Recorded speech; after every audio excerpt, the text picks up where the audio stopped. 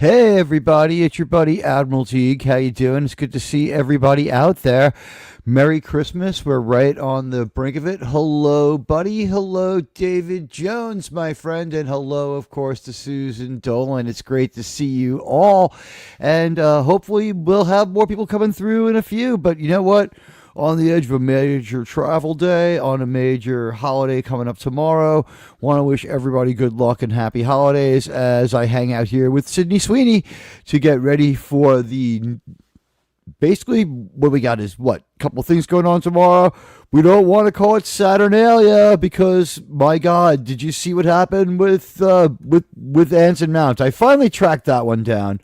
It seemed like he was trying to be glib, and then because that show is in such a bad position and is so ignominious, people just may have piled on. Whatever it was, he retreated from it and left no trace of it. I didn't get a chance to watch the full article, so if he did anything that was truly insane and I missed it, hey, I apologize. I'm going to admit I'm only just so interested in Anson Mount, and I'm only just so interested in the end of Strange New Worlds and Kurtzman track. Hello, everyone.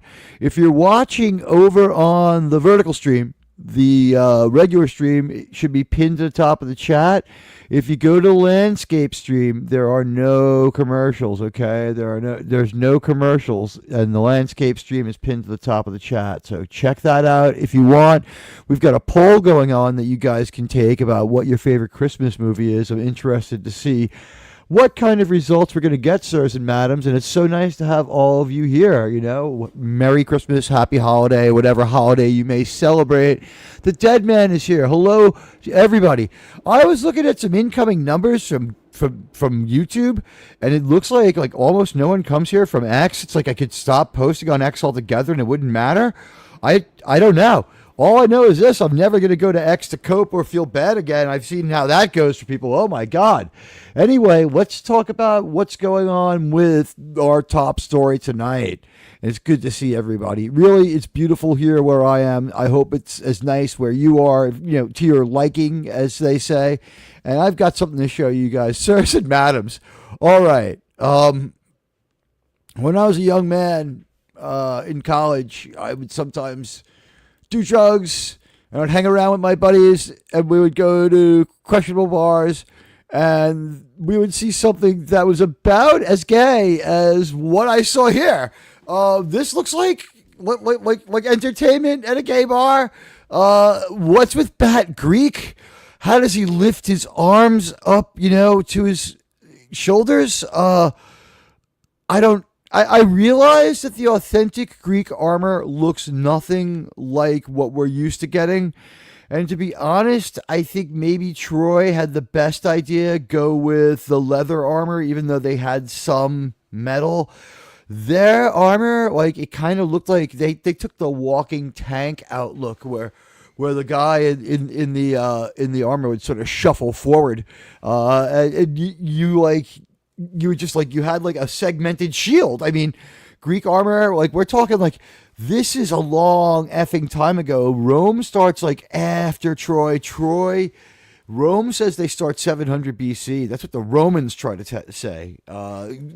Historians are thinking more 500 BC, but the Trojan War, it's so far before Alexander. Alexander is 400 BC. So we're talking 600, 700 BC. It's really, we're talking these are Iron Age cultures, but this still mostly Bronze Age-ish, and they're not doing much with those swords at that point. Bronze sword not so great. Spears, better investment of your time and money. A sword was last resort, in close and personal, fending people off, but. Wow, a lot of people had a reaction to this mask. Anybody have any feelings about this one? I would love to know what you guys think about this one. My personal feeling was it didn't look appropriate, and I was okay, It's Christopher Nolan. He's making another one of his bold choice movies. Now, here's my feelings about Christopher Nolan. Hey, Cap! Good to see you. Thank you for coming by. Merry Christmas to you. I wish you could stay for a while, but hey, I get it. Tell people on X that I'm live. It'll be just as it'll be almost as good as having you here. But I'm glad to see you. You're the best, my friend. It's good to see you, Gap. Listen, this Christopher Nolan movie does not look like it's going to be so great. I don't like a lot of Christopher Nolan movies. He has really good cinematography, but he always tries to get Roger Deakins. He frequently uses the same guy we see working with Clint a lot, right? So I'm not saying you can buy it. He makes an artistic choice, but he has the best cinematographer. Hey, Miss Katonic, it's good to see you, sir. It's great to see you. I'm still can't get over how we got to this Odyssey movie. Miskatonic, I don't know if you've seen this trailer. We only just are showing you the first image is just real edgy, right? Like this is pure Nolanism right here, like just like Graveyard and whatever. All right, if J.J. Abrams had substance, he would be Christopher Nolan. Christopher Nolan does have a degree of substance. I realize this, and when Christopher Nolan makes the right series of choices for me, I really get his movies. Like, I like a couple of those Batman movies a lot. Even the last one that people are critical of, like, first of all, they're all pretty long, but, like, listen, that last one that people are critical of, there are some good things in it. I do like that iteration of Catwoman. It's not Catwoman Prime, but she's a good Catwoman. I do like some things that he did with Bane. And hey, Lombardi, it's good to see you. Welcome. It's good to see you. Welcome to everybody. And welcome to Admiral Teague's, pre-Christmas show. At any rate, I thought that this was pure edginess. We had a voiceover or whatever. And we see the moment here between, I guess it's Agamemnon. And, this is, I guess, Odysseus. I was so underwhelmed by this trailer that I have not dug deeply into who's in it, except to know it's not Christian Bale. It's not Christian Bale. And I don't know. The aesthetic choices here, this is some weird stuff. Again, it looks great. It's filmed well. What he wants to have happen is happening. I believe they really went to sea. I believe they really filmed in Greece, although, I guess some of it would logically be filmed on the shores of North Africa, but whatever. Anywhere in the Mediterranean, you're obeying this. You're in tune with the spirit of the story. This is weird. I was watching J-Man before. I was watching other people before that doing comic book stuff. This looks very comic booky to me. I think a few people have said that this is very comic bookish. When I see this particular, when I see this visage of whoever it's supposed to be, this Greek monarch,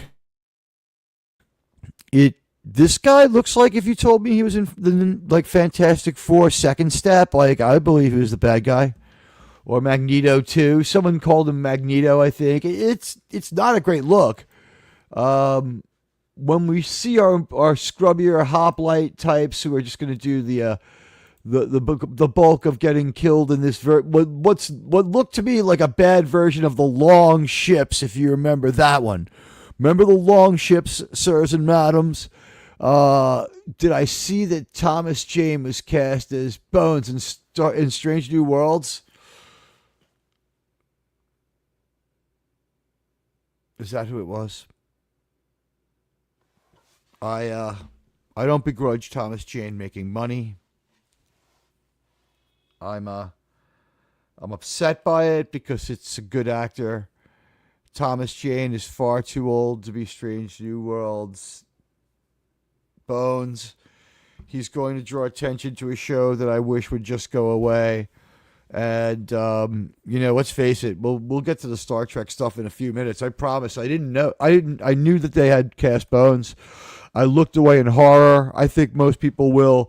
I'm happy Thomas Jane is going to make money. I don't know that it's going to help the episode. I don't know that's going to help the show. I don't think anyone cares. He's a little too old, though. All right. And by the way, it shouldn't be Thomas Jane. It should be Dr. Piper was the doctor on Mabanga is actually from regular TOS Star Trek. They're throwing him back in time to have it be Mabanga, but we were glad it wasn't Bones, especially with what they did to the character. It was so debasing of it. I'm going to guess that since it's a real actor who makes real money, though, Deadman, that we will see Thomas Jane either almost never, and Nurse Chapel will be even more wonderific, and he'll be like, darn it, you're wonderific.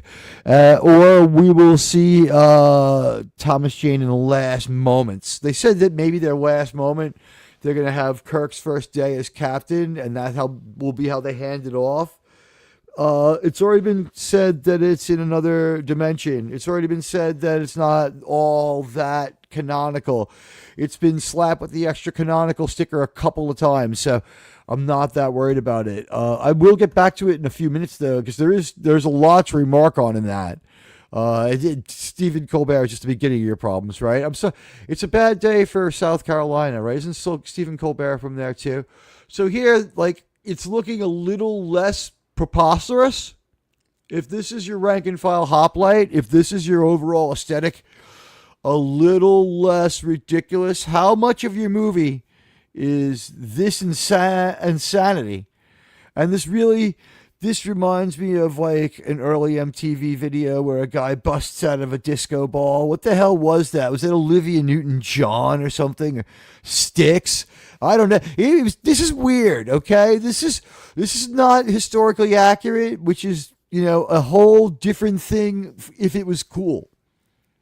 Troy was only just so historically accurate. It was only kind of, sort of historically accurate. This is not even approaching it. This is loopy-doopy. This is kooky shit. You're your rank and file hoplite type guy. If this guy and his buddies here carry the majority of the movie, kind of Tolkien-esque, especially with the aesthetic, but, better.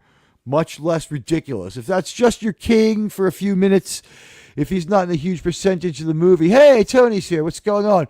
Tony, I was very upset to see that you've put on yet a few more subs. Very improper, very, very bad, very, very, very controversial, sir. Very bad for business, bad for everyone. I'm going to have to put on a lot more subs. I'm not saying that Stark of Iron shouldn't have a lot of subs. I'm saying it's just, if I don't have more, it's bad for the natural order of things. But congratulations, Tony, and congratulations on a successful stream an hour ago. It's good to see you. Guys, this Odyssey trailer, I don't know what to tell you. Segments of it are unconscionably silly looking, then segments of it a little less ridiculous. Okay. I don't understand how Tom Holland fits into this. I probably should have looked at IMDb, but when the trailer is sort of underwhelming and I don't care as this first trailer, why would I want to? I was not curious. I don't care who is he Perseus? Is he Odysseus? Is he Patroclus? Is he, whatever? I don't understand why he's here. I understand Zendaya is in this movie too. All right, whatever. Yeah, fine. She has to be in every movie now. She's Sean Young of the last 4 years. You have to put her in every single movie. Maybe she'll just go away as fast. I don't know. I get their package deal. I got nothing against the fact that they love each other and they want to work together. That's fine. If a role is small enough, who cares? The idea that she's playing Athena, though, that in and of itself, you're just you're consciously fucking with me. Back to Christopher Nolan. Christopher Nolan really enjoys challenging you with these sort of artistic experiments that he himself is very fond of. I don't know what it does for the rest of us. He's Telemachus. Is it Telemachus or Telemachus? You tell me. I guess it depends if we're British or Americans. In America, he's Telemachus. In British, he's Telemachus. I like Telemachus better. I'm going to say Telemachus. All right, so it's Telemachus. Now, Tony, Telemachus Telemachus is holding the line like a good lad. Why can't you just... Tony, I am ordering... This is about the fact that I need 425 more subs, and I'm ordering you to find them. Just find me some subs, YouTube. Find them. Just find me the subs. And this is... Tony, I am ordering you to stop growing. I am ordering you to stop. You're not allowed... Guys, Tony's not allowed to be bigger than me. I'm going to come to your house, Tony. We don't really do that stuff. Although, like, one day I might go to Tony's house. Who knows? Like, we're friends. Like, I'm pals with Stalker and he's a good guy. But all right. So he's Telemachus. I get that he wants his girlfriend to be in it. Couldn't she have been one of the sirens? She dances. We could have showed off her skills. I'm not saying don't put her in movies, but I'm saying can we stop putting her prominently in so many movies? And I guess we can work with Tom Holland. He's a little guy, but he's got charisma. I mean, he's like probably shorter than Tom Cruise, but whatever. This was controversial. Very controversial, sirs and madams. I'll make it larger so you can see this. Very controversial indeed. All right. Now, the Greeks did not have longboats, okay? Okay? Didn't have the longboats, okay? They had the oars and shit like that, okay? That's fine. I can believe that. But the longboat, they don't have a Viking dragon prow, but, they went out to sea. That part is fine. That I applaud them for. I think this looks amazing in that way. Again, look how well filmed it looks. It looks beautiful. That's one thing. Okay, this movie looks like it is.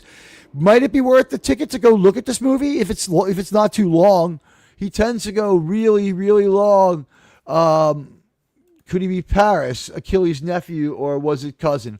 Paris is he's nephew to brave Ulysses. He's Trojan. He's the one who is played by Orlando Bloom. He who is recently free, Krimlon.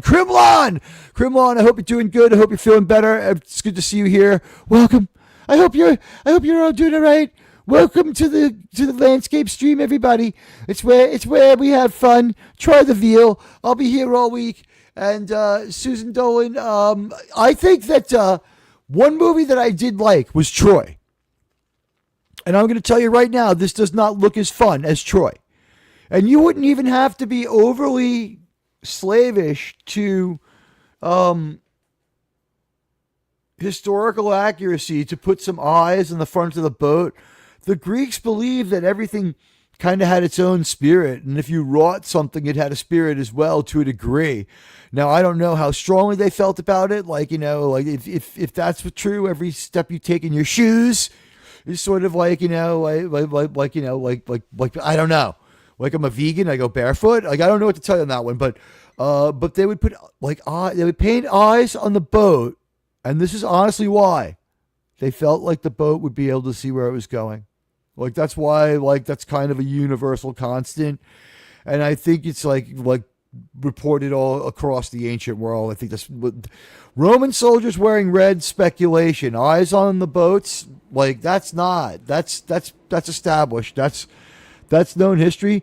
Now there's something to be said for he had his vision. Let's talk about Nolan's vision.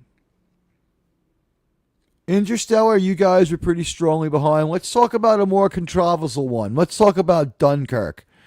All right. So Christopher Nolan is an artist. He decides to set out a challenge for himself. He's on par. His peers are people like Tarantino. I get that. Is Tarantino about accuracy either? No, he's not. He's not even about continuity within his timeline a lot of the time. You can sit there making yourself crazy all day. Here's the thing. Quentin Tarantino sometimes just doesn't care. He'll just throw the movie at you, and if it's explainable enough, he'll let you indulge in your theories, and he realizes that's part of his filmmaking. He doesn't care. Christopher Nolan, allegedly more of a linear filmmaker, more of a familiar filmmaker. And oh, wow, Mr. House Party 6 is here, and he is being extremely generous, sirs and madams, with a gift that has to be remarked upon. what can we say? Mr. House Party 6 is in the stream. And as we see, the gifts seem to be going into the landscape stream, which is how we want it. And Leave Hendrickson live at the low 9422. Hello, sir. And Levistro. Hello, Levistro. It's good to see you. You are well met, sir. Good to see you. Levistro. Buddy Hepburn got his membership. Buddy, it's good to see. And Crimwan received a membership. And Resolute Juror, my co-host, now has a membership. Thank you so much. And it's Susan Dolan is doing a great job, just as great of a job as she does for our good friend Doomcock, where she's amazing. And so is SP4H and everyone else over there. It's just a friendly chat. Thanks to people like you and everyone else over there. We love going to the Doomcock chat. I lurk a lot of the time because I'll just be saying hello endlessly. And you know what? It's just like it's a big community. I don't want to make waves. And you know what? To have you guys here with me, it means a lot, especially right before the holidays. We can all be together and kind of have some fun with this. You know what? Like, I don't know if I can bring myself to say that I'm going to see this movie. Okay, I Mr. House Party 6, your incredible gift. Thank you so much for the incredible gift. I think what we need some video for this. I think we have to have something. What do we have? You know what? Do I have anything good? The word decent doesn't apply to me.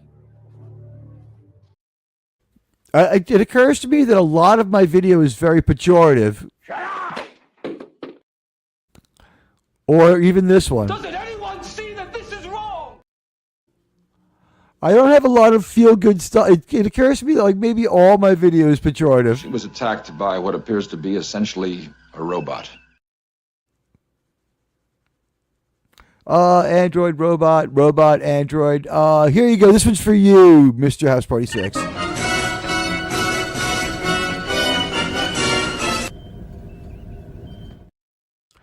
Bacon Spock, ladies and gentlemen, courtesy of Mr. House Party 6. And you know what? I really do appreciate it. We have a little bit of a goal. It's not monetary. We made this one. We made Teague 3000. That was great, and I thank you. This is the new goal. Can we get 30 likes on the landscape stream? So listen, sirs and madams, as I look at this, you know, I'm not saying it's awful, and I'm not saying that it's not watchable. I mean, in fact, there are some things to be said about composure of the shot, the beauty of the lighting, how nice this looks. Our computer screens aren't doing it as much justice as I've seen it on a better screen. It's really good. My computer screen is pretty good. I mean, I have a good setup, but you know what I mean? Like, if you're watching this on like a phone or something, like, you know, take my word for it, it looks pretty fucking good, okay? That I have no argument with. Christopher Nolan made a movie, and look at this shot, looks great. It really does. It's just that these ships don't look correct. So Christopher Nolan, what I found to be interesting and weird about him was Christopher Nolan made a war movie in the form of Dunkirk where we don't see the enemy for the whole movie. This is a creative and artistic challenge that Christopher Nolan can probably handle. I think he's got what it takes to pull it off, right, going in. And if I had known, though, I probably wouldn't have gone to see the movie. I would have waited for video because I would have said, this is too experimental. Even though he can pull it off, I don't want to spend my movie money on it, even though at that point, what was it, like $12? So I go see this movie. I love war movies. I love World War II. I love history. So I'm really into it. And I go to see it, and I got to say, I thought that the Winston Churchill movie with Gary Oldman was a better Dunkirk movie. I thought Dunkirk was, again, beautifully filmed. It didn't have enough what I call war prawn in it. What is war prawn? If you're going to make a war movie, especially one that's only just barely beyond the edge of living memory, there's still a few people scattered around who remember World War II. They're out there. But the thing is, the combatants, a lot of them are gone. Like, very, very few left. So, you know, World War II passing over the horizon of living memory. Imagine if you made a World War II movie and you just had all the Germans wear, like, I don't know, like Cylon uniforms. Like, they'd just be dressed like Cylons. And then everyone picked up on it. Like, maybe after a while you convince people it was like it would work. And maybe like people would be like, you know, I like it. It shows their robotic nature and how they were so mean. And like, I don't know. But the thing is that in this movie to have no presence at all of the Germans, and then to have no burning equipment really of any on the beach, to have no real air raids of any significance that showed the level of devastation. And folks, if you're on the landscape stream, if you're on the vertical stream, there's a link to the landscape stream where there are no ads. You can go there. Avoid the advertisements. I want your time. I don't want to rake ads through my feed, like, scything down the views. I don't think that you should have to watch them either unless you choose to. If you like the ads, stay with the vertical stream. This looks beautiful. Honestly, this looks beautiful. They did go out into the, sea and film this in the ocean, I believe in the Mediterranean. It looks great. It looks like the Mediterranean enough, even if it's not. I could believe it. The thing is, sails are wrong, the ships are wrong, they're Viking ships. Is it a no-go on the movie? No, but there's a thing called historicity and believability. Christopher Nolan's Dunkirk movie was probably fairly interesting if you weren't let down on an ongoing basis that there was no conflict in a very, very violent battle. That there was no noble sacrifice. We showed more noble sacrifice in a movie that had almost no combat in it in the forms of the Imitation Game with Benedict Thundersnatch, and also in Churchill with Gary Oldman. When we saw the British commander take the order to hold out till the last, and he knew he was going to be in a German POW camp till the end of the war. It's going to be a lot of cold winters ahead. You're going to lose a lot of your men. That's an incredible thing to see. And, it was moving in the movie Dunkirk. I'm sorry, in the movie Churchill. Churchill had a very moving Dunkirk scene and a very interesting, quirky way of getting to what Dunkirk really was. In the movie Dunkirk, we don't celebrate quite enough of the innovation of Churchill, although we do have a good focus on the civilians who made it happen. In that way, I applaud that part of it. But that's not making for an exciting military narrative. And Christopher Nolan seems to just be determined to come at things from the stranger angle and to have a more, I don't know, what he feels is artful movie than a movie that is rooted in the feeling that you're in a war movie. The guy kind of loses most of his uniform, so it's like you're not really seeing military gear. They're trapped in the dark underneath a boat that's washed up on shore. The boat's not really the detritus of war. It's just it has washed up on shore because, I don't know. It's not even a warship. It's some kind of whatever boat. They're in the bottom of this ship, and people are firing at them. The Germans are firing at them at their 98 Ks. And all I could think about is, how are these bullets going through the bottom of the ship?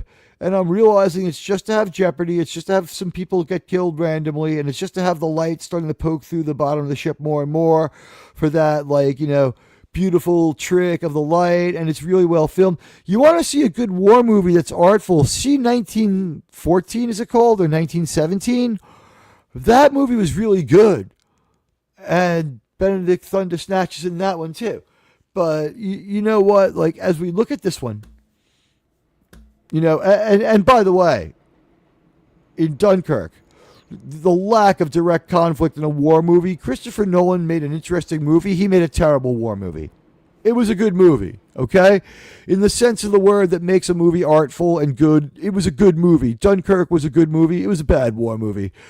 When The Imitation Game and Churchill are better war movies, you know that you've done something quintessentially wrong with your war movie. But, this looks great, but these ships are wrong. At a certain point, are you starting to bend historicity back on itself? Are you becoming hostile towards what's real? Are you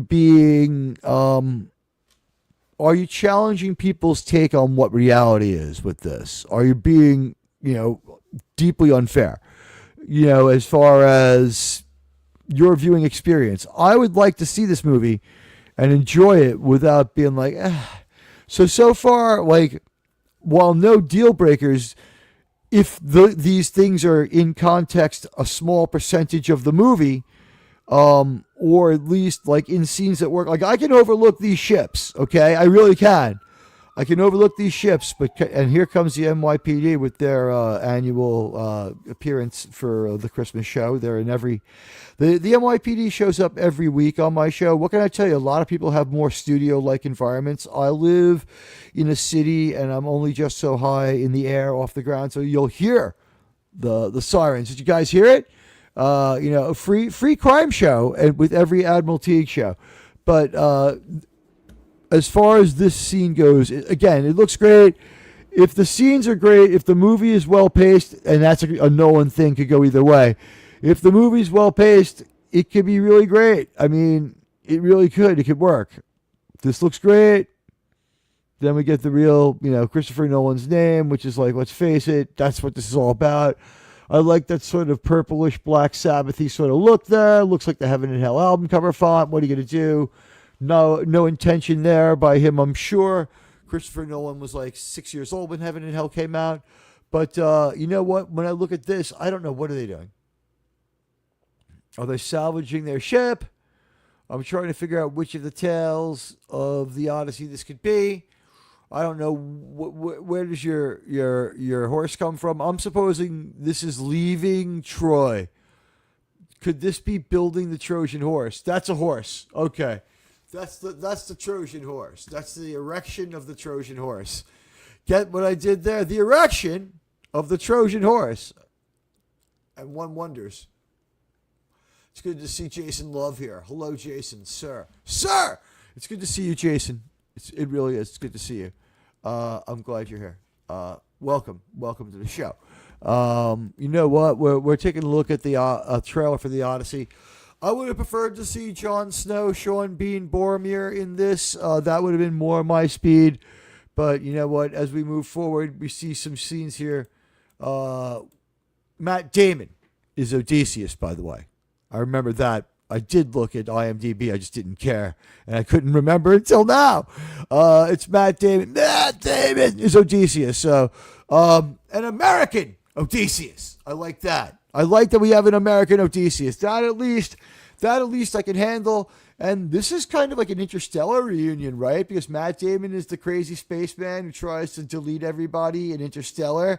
And Anne Hathaway, we're going to see she's one of the goddesses. I think that she's... I forget who she is, but...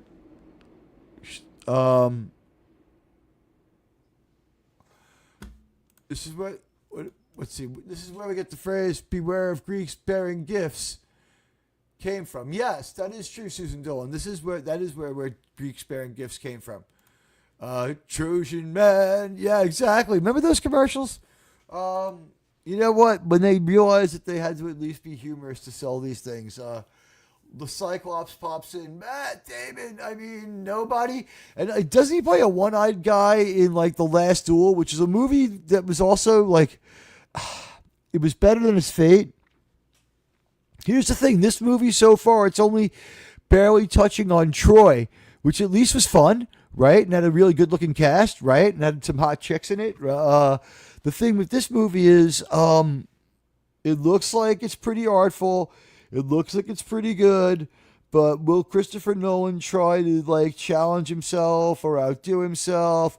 Will he decide that he has to do something really special? It's the same problem that I think that Doomsday will have. I think Avengers Doomsday will have a very self-conscious Robert Downey Jr. who doesn't want to not act. It was Armand Assante back in the day. Was he the one in Troy? She's Penelope. Okay, that makes sense. That makes sense with Matt Damon. Matt Damon in a role very similar to The Last Duel, except, I guess he's sympathetic here. The Last Duel, is that where Matt Damon has the wicked battle scar? I really want to see it. You know what, Jason? I saw it, and I got to be honest. I saw this one with my biological father. It's the only movie I ever saw in theaters with him. I'll never be able to do that again. R.I.P. My best wishes to his widow on this holiday. I hope that she's okay, and I hope that she finds some joy with their family. that they shared together. With that being said, I saw The Last Duel with my biological father. Now, I've spoken of this a couple of times. My biological father, I like to say that he was a crazy phone company guy now, but when I first heard about him, my thought was, my God, he's a crazy Vietnam guy.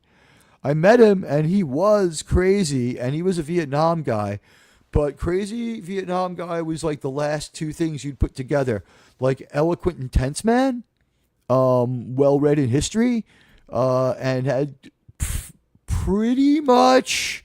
Now remember, he put himself through an absolute hell, and still managed to hold a job while being a madman with drugs for like a decade after the war, and then he gets clean and he has some happiness after that. So a lot of self-punishing there going on, and I don't know him when he's going through that, right? So that's not part of my experience, but I feel his pain when I talked to him, and when I would go to movies with him, and I was always afraid maybe he'd be like, but this movie about conflict would mess him up.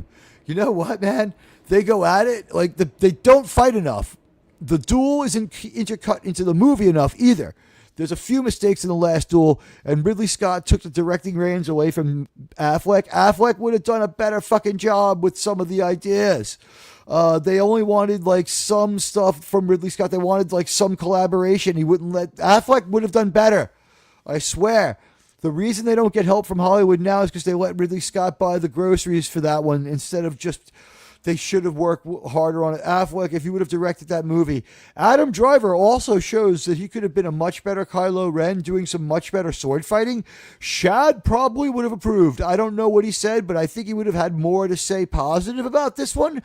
We have a joust. We have a couple of different weapons deployed. And when my biological father was sitting next to me as they're going at it, it was pretty visceral. And he's going, yeah, kill him, yeah. And he was enjoying it and getting into it. So like the movie was immersive, and I was happy to see that he was able to enjoy movies about conflict without being too traumatized. That said, like no one was shooting at each other with automatic weapons and laying mines, and there were no helicopters. So very different from the conflict he was in, but who knows how bad things got for him. I didn't ask him any of those kinds of questions that were too untoward. Other people filled me in on stuff. He wasn't too keen on telling me too much about it, which I've heard is common. Susan says, I don't remember too much about Troy, except that Brad Pitt playing Achilles, Orlando Bloom playing Paris, Eric Bana playing Hector. You're right. He was Hector's cousin Patroclus by Jared Leto. Was Ulysses' cousin. Hector was Eric Bana. You're correct on that one. Thanks for correcting me, Susan. Thank you so much. And Peter O'Toole is Troy's king. He was good. I thought Peter O'Toole gave a good performance. He came across kind of like... Look, first of all, one of the reasons I like that movie is because I feel that there is something of Star Trek in that movie. This is going to sound crazy, but I feel like Troy has some Star Trek aspects to it. I feel like Troy has some really good Star Trek aspects to it. They go from one place to another. There's a journey. It has Star Trek-like pacing. It has some Star Trek-like music. I don't think it's a Bruckheimer soundtrack, but it's got like a Star Trek-like soundtrack. There's a little bit of leitmotif in it. It's a soundtrack that's good enough. It's exciting. It's a fun movie. We have a heroic leader who's flawed. They have to go with the Greek tragedy thing. It's the Das Boot guy, isn't it? Right? Directing it. It's got a really good feeling. But the thing is, the Star Trek part is the Trojans, the people of Troy, they're different tie-dyed outfits, and they're fey by the sea, weird hair stuff, and all that stuff going on, and like they're like wearing like a weird, but they were more like decadent Romans in like 90s hypercolor tie-dyes. I mean, they looked so weird.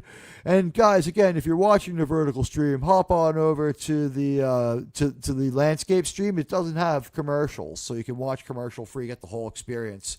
I don't want to mess with our overlords, and I don't mean Overlord DVD. He's a kindly overlord, or at least he will be when he takes over the earth.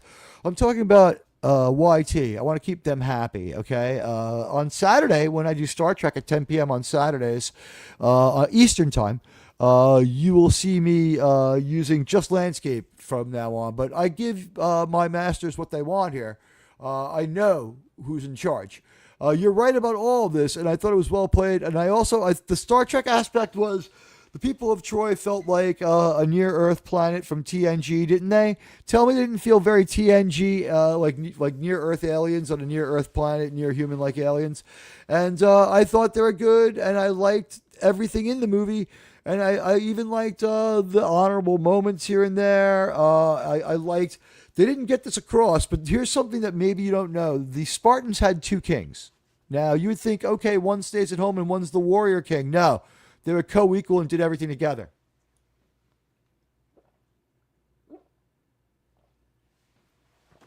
Agamemnon and Menelaus, I believe, are both kings of Sparta.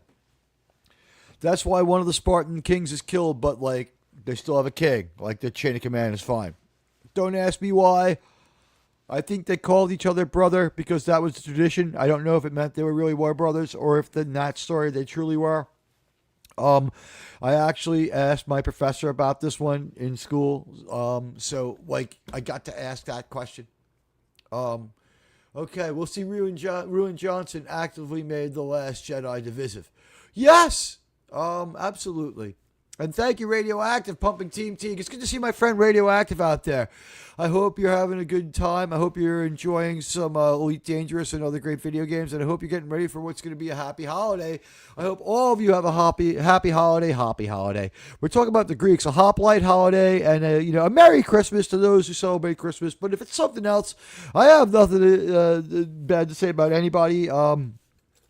I have my own personal thoughts about whose flag should fly where, and I believe that my country is the best because I'm an American, and I hope that where you live, you think where you are is the best. But aside from that, I'm not going to get into it. We have fun here. We live in a real world, but we don't take like a strong side as entertainers. We believe that entertainment should be entertaining, and we try to stay away from any harsh infotainment on my channel. Although when I go elsewhere, I speak my mind. But you know what? When I speak my mind, this is what I find out. It doesn't matter. Nobody cares. Nobody really wants me to weigh in on politics or other crazy stuff like that. They want my Star Trek and movie views. So, you know what? We can have a little bit of fun living in the real world, but we're not going to... That was a funny movie. That was a pretty funny movie. And I liked Kevin Sorbo in that one. He was funny in that one, and he had good comic timing. Kevin Sorbo was fun. Good guy. I like what he did. Could he get a little loopy doopy on X? You know what? If that happened, we would have to call out a lot of people, starting with Tim Russ, who like the most recent terrible behavior on X by anybody not involved in like the whole dark story of Rob Reiner, where like I've chosen not to engage in that one, and that's as much as I want to say about Rob Reiner. It's so well covered. Everyone else can talk about it. I don't need to talk about it on my show. Oh, here we go. Acolyte. There we go. They're talking about season 2. Please, I'm good enough to crank out video essays now. I'll make a video essay of every Acolyte episode. Oh, I will do that. And you know what? I'm gearing up into video essay form. I want to make a follow-up to Star Trek news. But the thing is, every time I sit down and do it, Star Trek United has accomplished just a little more. So maybe what I'll do is I'll frame it as an end-of-the-year roundup, Star Trek United, like Star Trek 2025 roundup or something. I don't know how to... First of all, like if you don't have the right title, you might as well just like not do it anyway. And, there's a whole process of coming up with the tags. A lot of people are good at that part of it. I hope better at the creative end of it, and that will sell me more. But messing up Landman and my dyslexia, making it be LSD Man, that did not help Admiral Teague. Everyone wants to be all they can be until it's time to do the Spartan shit. Yeah, right? And that Spartan race, we have to sign a death disclaimer. Yes, he was Hercules in the Legendary Journeys.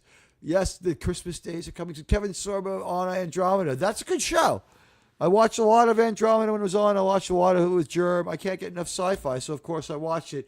So Matt Damon here, looks like he got into shape a bit. He was looking a bit paunchy at last I saw him, but you know what? He's playing an older dude, so it doesn't matter that much. He can have somewhat dad bod. We're fading to black a lot. Here we see they're like sharing danger together. This might be when they're trying to hide from the Cyclops.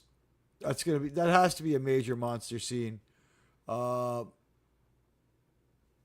think this is Cyclops related. This is probably also Cyclops related. This right here, this helmet does not look right, although the armor is less ridiculous. It's not Monty Python, but this is not jibing with the aesthetic well. It's jibing with, all I can say is this is what Christopher Nolan wanted to do. Sometimes he makes these choices. Sometimes he makes a movie and he's not that concerned about how you feel about it. And if the movie fails, the Academy will bail him out. This will get so much Academy Award hardware, and they'll give another one to like Anne Hathaway for no reason. They'll find any way they can to reward this movie, to save it in home video and make people watch it streaming. It's not looking like a hot movie. Look, you know what? People go through phases in their career. Maybe Christopher Nolan is now in his irrelevant fucking phase, because this is like, while filmed well, it's like, Luke, don't go under the tree. I realize it's from an ancient legend, and like George Lucas was drawing from that. But you know what? This feels like that. We go into the cave. Clearly, didn't see much sign of the sirens. Maybe they're in there. We go to a lot of these misty, dangerous islands. We're gonna have to have like more people than we can sustain, because he takes more casualties than his boat should hold. But it looks like we addressed that with the aesthetically non-so-great boat. This does not look as terrible as what we saw at the beginning. The story of this is the beginning. Hey, look, they went out crabbing. They've got their lobster pots out. Look at that. That looks like a good old time on the beach. Here we go. Everyone looking pretty somber, but their outfits, this is looking like the Black Sabbath Mob Rules album cover. It's not looking particularly hoplite-like. It's not looking Mycenaean. It's not looking Greek. It's not making me feel the aesthetic. It just looks like random, vaguely Tolkien-like people. They're vaguely Tolkien-like is the aesthetic, I would say, here. This part was their jump scare moment. He's here doing whatever he's doing. I believe a wave or a tentacle, something sweeps one of his guys overboard. And as I approach real transforming, let me put my face on camera, because I know that helps with the transforming stuff. They like that, and your voice is equally helpful. But you know what? Like they've retroactively changed their rules before. So as you can see, this is every bit. Let's go back a little bit. Every bit the Viking longboat. That is something. All right, that is something. No CGI can do that, although I would imagine some CGI was probably used to improve stuff anyway in every shot. It's how we are these days. There's probably overkill with it anyway, just a little bit. I don't know. We'll find out more about his process. While this looks absolutely fucking amazing, it doesn't look right. Does it have enough historicity to make me believe it? You're putting a North Sea culture onto Greek Mycenaean, Mediterranean culture. Both of them have inland seas. What else is there that holds them in common? The only thing I can think of is, these boats do make it easier to put more hoplites on than the traditional Greek-like design, making it wider. But you could have done that without, totally changing its aesthetic. While this aesthetic choice is going to be proven out by you, the audience, who are going to decide whether or not to see this movie, and right now I see no reason to go or not go. I see no reason to boycott. I see no reason to go. I would say, right now what's tracking towards it looks so gorgeous. Go see it for that. And this is the moment I saw that was really something else, sirs and madams. This was you know what? This is all happening so fast. It's a jump scare. When it happens, it's just going to totally happen. Oh, it's already happened. He takes the place of the guy who gets swept overboard. However it happens, it's so quick, and he's right in there with his men. Which showing it without telling that he's a good leader, I thought that was all right. And him and Anne Hathaway, she is an appropriate Penelope far more than Athena would be represented by of all people Zendaya. I don't have a problem with Zendaya if she was used the correct way in this movie. I mean, the sirens sing, right? Why not allow her to dance while they sing?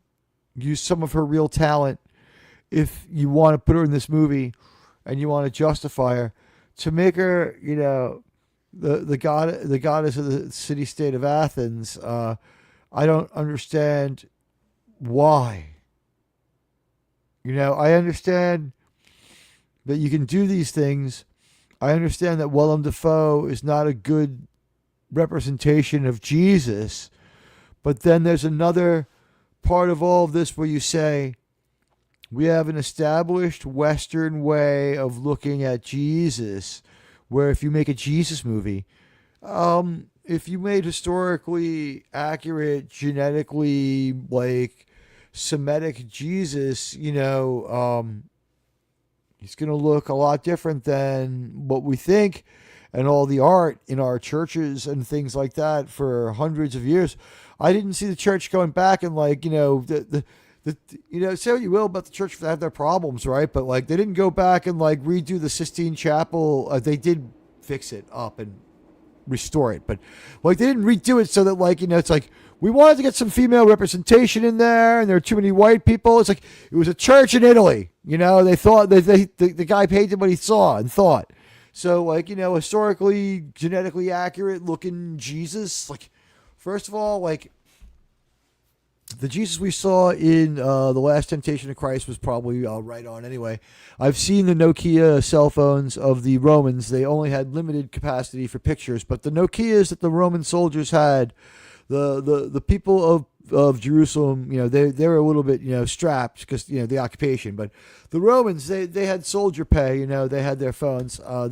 Their Nokias still work all these years later. So an archaeologist found them. We found out they played a lot of Snake. A lot of Snake was played at The Last Temptation. But, as much as I get that Willem Dafoe is not a fantastical Christ, also Zendaya is but aesthetically ridiculous for us as, if who are you marketing this movie to with Zendaya as Athena? Is it a no-go on the movie? Again, how much screen time does Athena have? Does she look at the camera wryly and say nothing? And again, resting bitch face for Zendaya, who doesn't seem to really make the trailer. This trailer had a lot of black screen. Lot of slow-mo. Music, while appropriate. I mean, okay, so 71726, great. That's fine. Gotta love that. The day before Queens and Brooklyn and Staten Island Day, 718 Day. Although I think maybe they changed Staten Island to 914. I don't know. Staten Island's another world to me. Mr. House Party 6, man, I gotta thank you again for the for those memberships. Thanks, buddy. Very vines of texting fallacies, I hear. I took these classes in history, and I really loved history, and I took more classes in history than I needed to for college, and I even took some graduate classes in history because I loved it so much. I took it just for myself. I loved it, and I was and I met some chicks studying it too, so it paid off. But the thing was, women like scholarly guys. What can I tell you?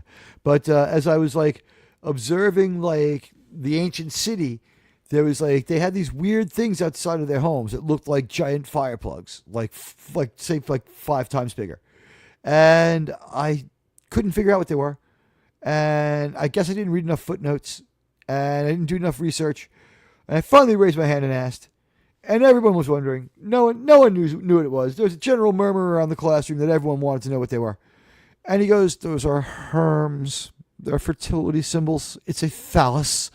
The professor was so angry. That professor was angry for a few reasons. One other reason was he in the middle of the class, this is how long ago I took it, this will date myself. He says, I was the original historical advisor for the movie Alexander with Colin Farrell, and I can see my movie that I wrote with the screenplay that I submitted, and I can see the pieces of my book especially early in the movie, woven through there. And I did get paid, and I got a decent amount of money. But what makes me fucking angry is that my name's not on it. But then I saw the movie, and I'm glad my name's not on it, because this movie was just, even though in the spirit of what he wanted to do, fairly good and somewhat artful, just a mess. And I hated it. So I felt like, okay. And we had to read the book that some of the movie was sourced out of for the class. His meltdown, he's like, and then, these new backers came in, and they were European, and they had a different outlook, and they wanted to go with their European historian, and I was just out. The guy's name was John Maxwell O'Brien. He taught in Queens College here in Queens, New York. He wrote this book called Alexander and the Invisible Enemy, about how Alexander was like a alcoholic, but he's the one who told me what herms were. They're penis-like statues with a face on them, glaring at you, and that explains like the beard choice that they give them. I don't know. You'll have to look at them for yourself to understand. Google Herms with an E at the Hermes, like Hermes, like Herms, artifact, object, something like that. You don't want to get the god Hermes. You want Herms. But my God, look at this. This does not look like fun. This does not look like a good day at the cinema. This does not look like something that Admiral Teague wants. So, sirs, madams, like, this is a movie that you're going to have to bend my arm a little bit to get me to see. And I'm going to be honest, I guess it's supposedly like he's this great artful director who's so good at everything, but like, I'm not really a huge fan of what he does. I don't like his little challenges to himself. I don't like movie makers who say like, I'm going to make a movie for me.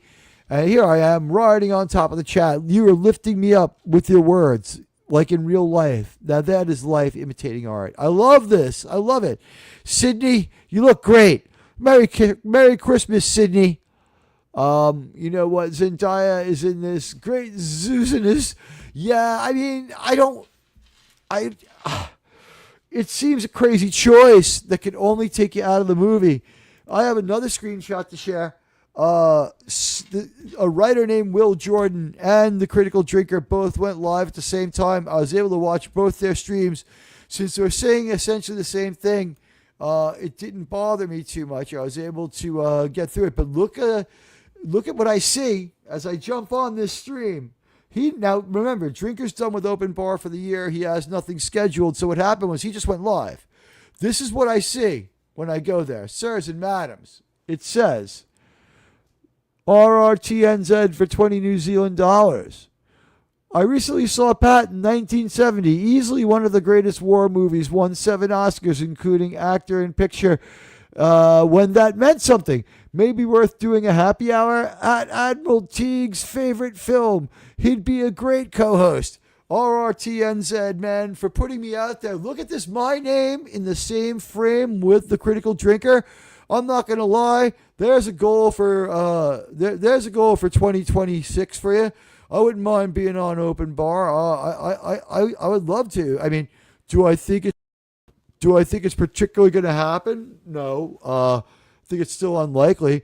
Are there connections that I've been urged to work to do it? I have been, but like, you know what? Like, I only know some of these people just so well. I don't know how well they know my work. My work has taken a level up so much that I have reservations about some of my older work. This year's Christmas video is It's a Wonderful Life. This year's Christmas video is It's a Wonderful Life. And what happened was, this was how strongly I felt about this year's Christmas video being It's a Wonderful Life. Last year's Christmas video was It's a Wonderful Life. Here's the thing. It's the same audio. I upgraded the video to give you guys a different experience. And I hope that everyone, like it now and watch it later is what I say. Why do I say this? Because the deck is more and more stacked against people who stream in landscape. That's why I give them the Mars. I throw them a bone with the vertical stream. And if you're at the vertical stream and you want to see something cool with no commercials, the landscape stream should be pinned to the top of the chat. I tried to make sure I did that for you.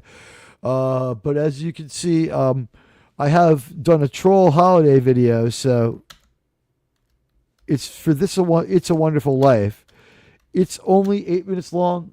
There's only one commercial in it if you don't have premium. It is about how everything in It's a Wonderful Life is now illegal, sirs and madams. It's a Wonderful Life is a movie I can still enjoy. It's fun. It's a good movie. The thing is that it's now specifically illegal on every step of the plot. It's illegal to do everything in that movie, and I spell it out in the video. So rather than spell out what's going on with my video, do me a favor. If you could, go over there, like it now, which will keep it in your feed, right? And watch it later.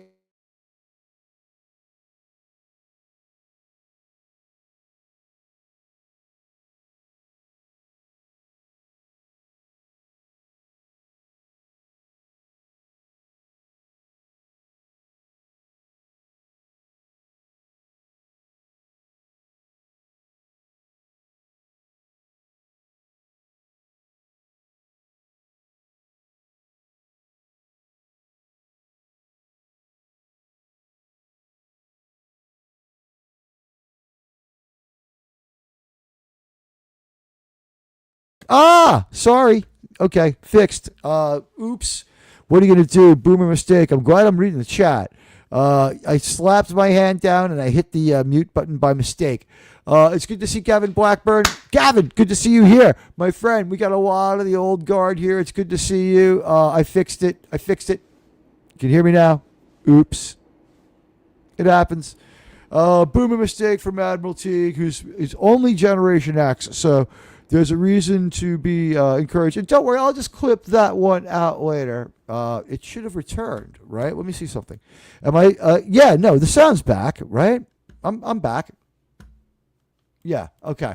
Oh, yeah, I misread that one. Thanks, guys. You know what? It happens to the best of us. The real BBC more clowning on people who were wondering where the Odyssey came from was hilarious. Is this based off a TV show? I mean, it looked a little bit like Xena with some of the aesthetical choices, not the cheapness of it, but some of the aesthetic choices looked a little Xena-ish, like the prows of their boats and stuff. Weird.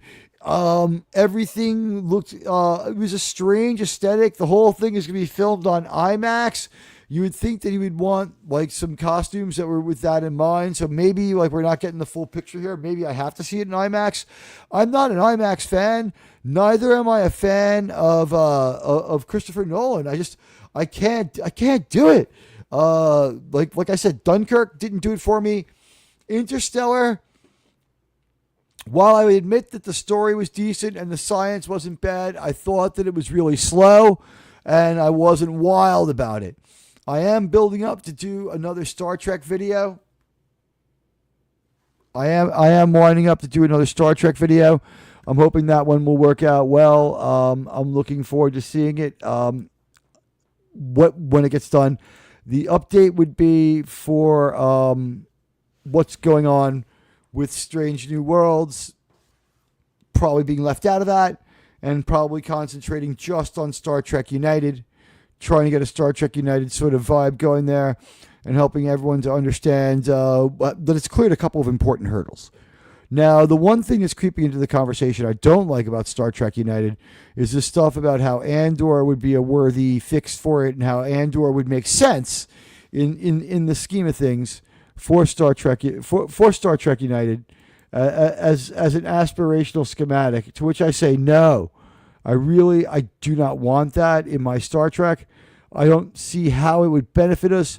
And to Mr. Sussman, if you're out there, Mr. Sussman, sir, the idea that you would mix in that much Star Trek, that much Star Wars with our Star Trek, I realized that it was a streaming show that worked, but you of all people may be uniquely qualified to do the streaming stuff, sir, because you know what, those last few episodes of Enterprise, where you were really showing your quality. The last season of Enterprise, you guys showed your quality as 3 and 4 episode arc writers.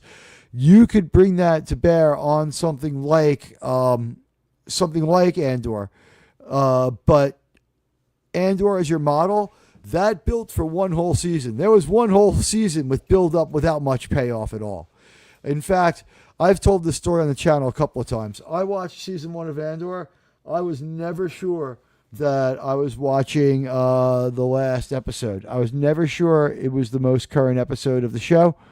I watched the last few episodes of Andor thinking that I would wait 4 or 5 episodes and watch the whole loop because that was the way that it was satisfying.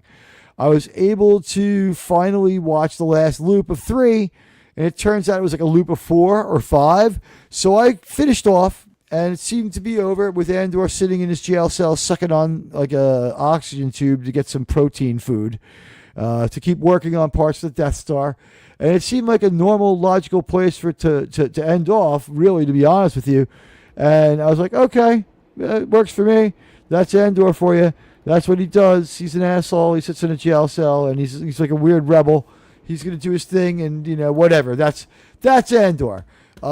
Then, I hear in season 2, what was it, 10 episodes? So for 7 of them, and by the way, there was a final episode where they break out of jail that I never see. And I understand they kill Andy Serkis. Why? Why kill Andy Serkis? Why wouldn't you keep him around so that he could play the person that you inject the force fluid into, or a clone of him? Start experimenting with clones on Andy Serkis, right? Because they are committed to going to the First Order anyway. They're heading to the sequel trilogy anyway. Maybe they can make it a new dimension and backtrack like that, but they're going to the sequel trilogy. They're not going to do the regular continuity any favors. They're keeping the sequel trilogy. The sequel trilogy, it's real. So if you're going to build up to that, since Andy Serkis is the mocap guy for Snoke, who just gets blown out of the second movie without doing anything remarkable, please, sirs, madams, you know what? Like, have Andy Serkis be captured, have him injected with like clone fluid, have him cloned a few times, see what happens with that character, have that character be the one who's injected with the midichlorians that Gus from Breaking Bad gathers from Grogu. Now, obviously, there's time differences, but not huge, and it can be bridged, and, you're talking clones here, so it wouldn't have to be him. It could be his clone, but you bring him in there as the source of the original Snoke clone. Then you inject that with the midichlorians and have him be like, and have him like turn into, he's a physical actor. Again, like, they're not bringing people on to do the things that we want to see from them. When we see this guy, we're not going to say, oh, wow, look, there's the Claw from MCU. We're like, oh, wow, it's the Gollum guy, and he was King Kong, and we know that. The dead man loves Nolan. Yeah, you're on board. You know what? Maybe we'll let you make a segment reviewing how you felt about it as a Nolan fan, and we'll air that with my take on it if I go see it. Because, like I said, people are gonna have to dare me to go see this one. And it doesn't have the lols value of Cinderella. What it looks like is it's gonna be an all right movie that's pretty long, or a really good movie if you're into Nolan. And Nolan rightly has his fans. I'm not scoffing at the Nolan fans. I don't scoff at the Snyder fans either, but Snyder's no Nolan, and I don't like Snyder's storytelling. I just don't. Andy got the Bodie Miller treatment. We don't know for sure he's dead. Okay, good. All right, then, you know what? Thank God someone using their brain. Maybe he's trying to help the rest of Disney out because his story was self-contained. Yeah, I don't care about the second season of Andor. So what here's the thing. The bar was so low for season 1 that I watched almost all of it. If I could not see the final episode and still feel like it was over, like, how is that a good show? So, I didn't feel like I missed anything, and I've never wanted to go back and watch it. I have never fucking cared. Maybe I'll go now. But, then as far as season 2 goes, why would I then go seek out season 2 of the show? Now, again, apparently we're on board for 8 to 10 episodes, right? I'm going to say 10. Episodes 1, 2, and 3, Andor says hello. I mean, that's the pacing of this fucking show. What was about the show that was good? That Andor always shot first? That they made a point of that in season 1, that he shot first while the guy was explaining stuff? Just like in Rogue One? Yeah, Andor shoots first. That's what Andor does. He's not Han Solo. Andor will shoot first. Like, why do I need to see an Andor movie? An Andor show? because for 7 episodes, Mon Mothma proves that she's the only person who doesn't age. Whenever we see her in Star Wars, she's the same age. Different actress, but same age. And now it's the same actress, like speckled all through like the continuity of Disney. Disney has their own Mon Mothma, and she spans like a 30-year time frame, and like she doesn't age. If they showed her husband, believe me, he'd be old as fuck. And by the way, Dean Cain playing would have been a better person to have play Bail Organa. I would have liked to have seen that, but I don't have a big problem with Benjamin Bratt. Benjamin Bratt's kind of cool. I don't know that he's Bail Organa, but I can see why Jimmy didn't want to fucking do it. Jimmy's like, fuck this, I want out of this job. Jimmy did too much good work to be in this bad garbage. And the second season of Andor, not compelling. Let's see what you, our beloved audience, think in the poll. And thank you all, you lovely people, for being here. I appreciate it deeply. Let me see. Of these, what's your fave Christmas movie? Home Alone with 28%. Die Hard with 28%. It's a Wonderful Life with 28%. A 3-way tie with 18 votes. Wow! And you're all wonderful people. 17% of you opted out and decided just to like the stream and see the results. You've all liked the stream. I can't thank you enough for liking my stream, especially the landscape stream. To get 30 views on the landscape stream would be a dream come true. 16 is fantastic, though. I really do appreciate it. And I'm nowhere without you guys. 2025 has been a really good year for this channel as far as growth. It started off with a growth spike from the Taylor Sheridan stuff.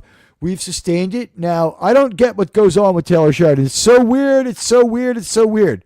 It looks like what happens is thousands of people are interested in episode 1 and 2. If it gets well reviewed, they watch the show, and then there's not a lot of punditry going on for the middle of the show, and then people will tune back in to see what I think of the end, I guess. Our pundits have done a great job every week and provided a great live show. It was never a huge live draw. During the week, it would pile on the views early on. There was deep curiosity for the early episodes. Once people found out it was good, Paramount Plus is so cheap that people will go do it. That's, Admiral Teague is like made Paramount Plus sort of his thing. And Merry Teague, miss. Merry Gavin Blackburn, miss. I wish my last name was Blackburn. It's such a cool name. Such a cool name. Gavin, thank you. Merry Blackburn, miss. Merry Teague, miss. Hey! Christmas Vacation is number 2. And hi, Daniel. Hi, Admiral Teague. I grew up with Home Alone, so that's number 1 for me. You know what? I can see why. Home Alone, at least, is a high-quality movie. And I believe the father in that is like in a couple episodes of Star Trek. I think he's a Star Trek villain. Santa Claus the movie, that is a good one. People like that one. Tim Allen, legitimately funny. No, I don't remember that. Was it Al Gore that long ago? Would the joke have been that he was in Home Alone 2 instead of Trump? Because that would be ironic now. Santa Claus the movie is really good. People love Santa Claus the movie. People love the Santa Claus with Tim Allen. And you know what? Then there's Silent Night, Violent Night, Deadly Night for Violent Night for people who like that. Silent Night, Deadly Night, another horror classic. Admiral likes to keep it grindhouse. So my favorite holiday horror movie is Ginger Dead Man. That counts as a holiday movie. Scrooge is great. I went to see that with the hottest chick. She had the best body. Oh, wow, was she ever cute? Her name was Hillary, but it wasn't the Hillary. She was a really nice girl. You know what? Scrooge is a really funny movie. And it's got a Star Trek actor in it. It's got the no blah, blah, blah kid from Miri. The kid from Miri is in that. He's the guy who freezes to death in the underneath the streets in the subway. The Santa Claus with Tim Allen. Santa Claus the movie is Dudley Moore. No, I caught myself there. I remember that one. That's an old one. It is a good movie. It's not it's a little crazy that Dudley Moore is out there doing these weird things, but you know what? He was kind of an elf in real life, and I think the deal is Dudley Moore was like got famous playing a drunk. He did, I think just like Dean Martin couldn't really drink in real life. So, like, always was faking it. It was performative. Like, the only people to make money off being professionally drunk and really be able to cash in are the people who weren't drinking. It's weird, right? Speaking of Star Wars, I never saw Andor, but I can't wait for the Book of Boba Fett Season 2 and Ahsoka Season 2.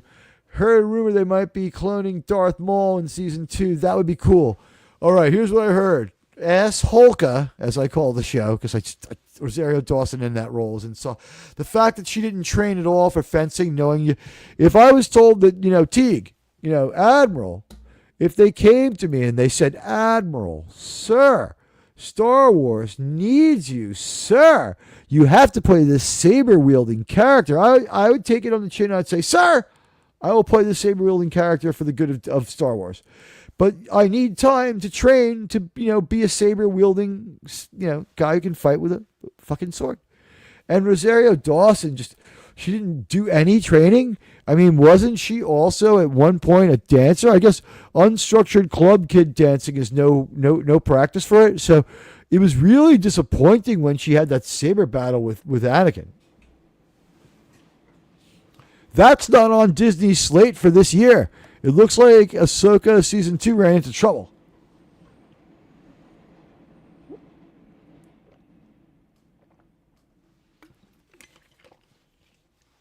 Could it be Dave Filoni is out of ideas because he's pilfered all the Dio songs that he can think of? No more Dio albums coming out, right? Bad Santa's another good one. George C. Scott as Scrooge. I love that, and I wove that into It's a Wonderful Life. I do like that one. He's really good. And it's pretty. That one's really faithful to the book. That's a different approach on Scrooge than we get in anything else. Santa Jaws. Isn't Futurama the one with the Santa Claus, the Santa bot, and he's crazy and he's stuck on punishing the naughty? It's like a riff on Nomad, and John Goodman is the voice the first time and then someone else. But what the weird thing is isn't John Goodman also the voice of Santa in the big Futurama Santa Claus? I just don't remember. Hey, Trek reviewer, did you know back in 1989? Dean Cain was in training camp and played preseason games for the Buffalo Bills. I did know he played NFL. He would suffer a knee injury, in which he decided to become an actor. So you can say that those Bills teams were so good that they cut Superman. He's too young to have known OJ. But yeah, isn't that funny? He would have been something to see. The Rock also, I think, tried to be in the NFL. I think he was cut before the season. He didn't get hurt. I think he was cut. Both from Hawaii, if I'm not incorrect, right? Like, or are they from Kenya? Who's the person from Hawaii they keep saying is from Kenya?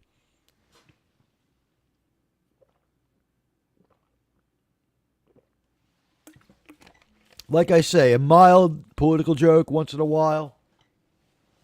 That one's so long ago that it's almost become history. I may have to move jokes that I can make forward to making jokes about Obama, because my old policy has been until now, I can freely make jokes about everything up to George W. Bush, including him, because he is now passed into and is owned by history. I can laugh at George W. Bush now, but yeah, good trivia on the Buffalo Bills. Didn't know what team he was on. Miracle on 34th Street is a great one.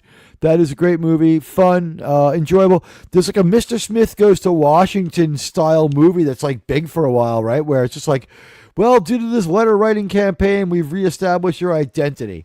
It's like Admiral Teague goes to Starfleet. It's like, shows up. It's like, there's a man here with 10 bags of mail called Admiral Teague. It's like, call security. That would never work in real life if I showed up at the Paramount. But people have delivered these to me. To Star Trek, care of Admiral Teague. I must be Star Trek. The Bishop's Wife with Denzel and Whoopi, or the Bishop's Wife from like 1951 or whatever it is. The Muppet Christmas Carol is a must. and we all love John Denver. Everyone's sharing their favorites. How about Emmett Otter? Let me tell you, if you could get me a T-shirt that said, I take a medium, find it. If you can find this one, I'll wear it. I'll wear it on stream. Find me a T-shirt for River Bottom Nightmare Band. Find me a T-shirt for the River Bottom Nightmare Band, and I'll wear it on stream. I got my Spidey T-shirt on today. I like my Spidey T-shirt because he's from Queens. We all have our Spider-Man. For some of us, Spider-Man is Venom, if you're in San Francisco. For some of us, Spider-Man is Miles Morales. For others, Spider-Man is, I don't know, Doctor Strange, if you live in Midtown. And then there's people in Queens, like me, and our Spider-Man happens to be Peter Parker, the real Spider-Man, and in my opinion, one of the only Spider. I mean, I do consider Spider-Man 2099 a legit Spider-Man, but that story's different enough and far enough in the future. And he can only share the stage with regular Spider-Man in like a real weird crossover. It's not like they're patrolling the same beat with overlapping powers. I do not like Miles Morales. Okay? Could you imagine a channel like, indulging that Miles Morales thing? Like, and he's borderline racist. I'm Latino, and like whatever. Like, so he's supposed to be Afro-Latino. Like they're like turning their backs on a whole bunch of Latino people. Like like we don't all look the same. It's an ethnicity, not a race. So like I don't get it. Jason Love, do you get it? Do you get it, my friend? Do you understand what this is me? Cary Grant's Denzel. Preacher's Wife, you're right. Is it a similar movie? 44? 44 as in as in number 44. It might be time to make jokes about him. He might be fair game now. It might be so far in the past. The thing is that he still comes up topically and no one ever talks about George W. Bush. I might need to wait like one more year. One more trip around the sun before I move it into like Obama, because Obama's not president for like just like 2009. He's around until like 2016, and then let's just say he keeps reasserting himself into the popular zeitgeist or being reinserted. He comes up a lot. W is he's kind of fun to talk about. The Santa Claus I got on VHS. It's a good movie. The new Santa Claus with Tim Allen on Disney Plus is okay. It's just a triumph that they even allowed him to work with them, and he probably had to work hard to keep that movie from being worse. I did not like the stop-motion Rudolph the Red-Nosed Reindeer movie. I do. What can I tell you? I do. I like the stop-motion Rudolph. It's fun. It's cute, and I'll probably watch it with my mom tomorrow. Okay, it is pretty much the same movie. Okay. They changed it a little bit, and they didn't have to pay a licensing fee, and it's always better to differentiate your movie. It goes from being a remake to a homage. You want to see a weird homage? See Who's That Girl? It's a homage to what movie? With Katharine Hepburn. Not Audrey Hepburn, Katharine Hepburn. One of those weird manic fucking movies she's in. I think Cary Grant's in that one too. The movie's weird as hell. Bringing Up Baby. That's the movie. Scarlet Spider's fine. He's kind of like an oppositional figure. He's different, and Scarlet Spider is not like what one of the things they're calling Spider-Man. They're calling him that by mistake. Steve Rogers is Captain America. Captain America is Steve Rogers. Whoa, the dead man with some revisionist lore. Very controversial, sir. Except that, we have returned to normality. Captain America is once again Steve Rogers. We've gone there. We're willing to do it. Captain America is Steve Rogers again. We have made Captain America Steve Rogers again. It's a lot more interesting than Sam Wilson Falcon Man, who will go back to being Sam Wilson Falcon Man. I mean, there's only one vibranium shield. Who's going to be Cap? I mean, I don't know. Yeah, you know what? The one I don't think is Rankin Bass. Is Year Without a Santa Claus someone else? Year Without a Santa Claus arguably just has one song, and that song is in it 4 times. They're arguably stretching to try to, there is bloat in that runtime. While it's okay, the Elvis Presley musical number is just to get them through the movie. It's pretty short. It's not so great. Rudolph, solid nostalgia. 1965, I believe it debuts. The Little Drummer Boy comes first. That one's even more proto and primitive. That one seems to have faded away. I don't remember if it was as good. It had some good musical numbers in it, but I don't remember. I don't know if that one ever really caught on. It was early for those people doing that stuff too. The thing about Miles Morales is that the only ones bitching about him were blacks, because Miles was half Puerto Rican, and the Puerto Ricans said he was half black. It didn't matter. Nobody else cared. Susan, you might be right. I just guess I was bitching about him because I'm saying yeah, they did make and I didn't say that I didn't like him because he was one or the other. I said I didn't like him because he was kind of a kill 2 birds with 1 stone diversity sort of lazy mashup on that one. And when's the last time Admiral just took your chats? I didn't really. I'm off script tonight. I did talk about the Odyssey and Christopher Nolan. I am talking about pop culture. I am talking about I did talk about Star Trek. I am talking about Paramount Plus. The Star Trek movie 2026. Let's talk about that for a minute. Sean and I are together on this one. We want Star Trek movie 2027. We really, really do. We're not wild about Star Trek movie 2025. Will they let Steve go back to that happy ending? I think what happens is he could live some of it, and then he could go sort of looping back. He could boomerang back to it. Here's the thing about time travel. I'm not sure what time travel rules are. Time travel, Year Without a Santa Claus is Rankin Bass? Okay. The thing about time travel is that with time travel, how do I put it? There's 2 ways, 3 ways of looking at it. The third way being the most boring, which is literal time travel theories and science. They are boring as hell, and it's probably impossible and beyond the means of mankind, although we thought that about sounds, right? We might one day break the light barrier, which means we will have some mastery of time.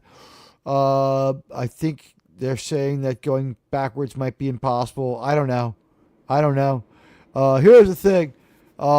In sci-fi movies as a plot device, it's great. If we get into the about time travel stuff, it falls apart very, very quickly. It's just grandfather principle and other bullshit like that, and the principle of moments and every other piece of garbage. And just the logic of time travel movies is so questionable and so suspect that if you don't have a good hand wave right away, you end up falling into a really deep trap. The trap of time travel movies is best solved by Captain Kirk in Star Trek IV, where he says, well, if we're in the past, that means we've already been here, so it's got to be all right. Whatever we do will be fine. And that frees up the story and the narrative, and that's a really good explanation. And Star Trek should stick with that at all times, but they don't. They're inconsistent a little bit with their time travel. And bad modern Star Trek, forget it. We're not even going to talk about it. They're going to do Ben Reilly on Spider-Man, the animated series, season 6 before it got canceled. Now that X-Men 97 is coming, I hope they revive the Spider-Man animated series as well. If they want to do it right, yeah, I would be willing to see that. Bring back the original voice. David Bowie, Little Drummer Boy, yes, with Bing Crosby. Peace on Earth. He takes that weird alternate melody and goes off on his own. And like the old Bingster, I saw an interview with him where he said that smoking weed was fine, but premarital sex was not. I'll just say, like, I'm halfway there with you, Bing. Smoking pot is definitely fine.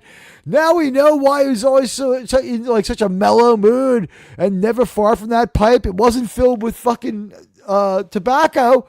He was getting high. Way to go, Bing. And we're talking like he's gone a long time. So when did they ask him? Like 1967, 1972?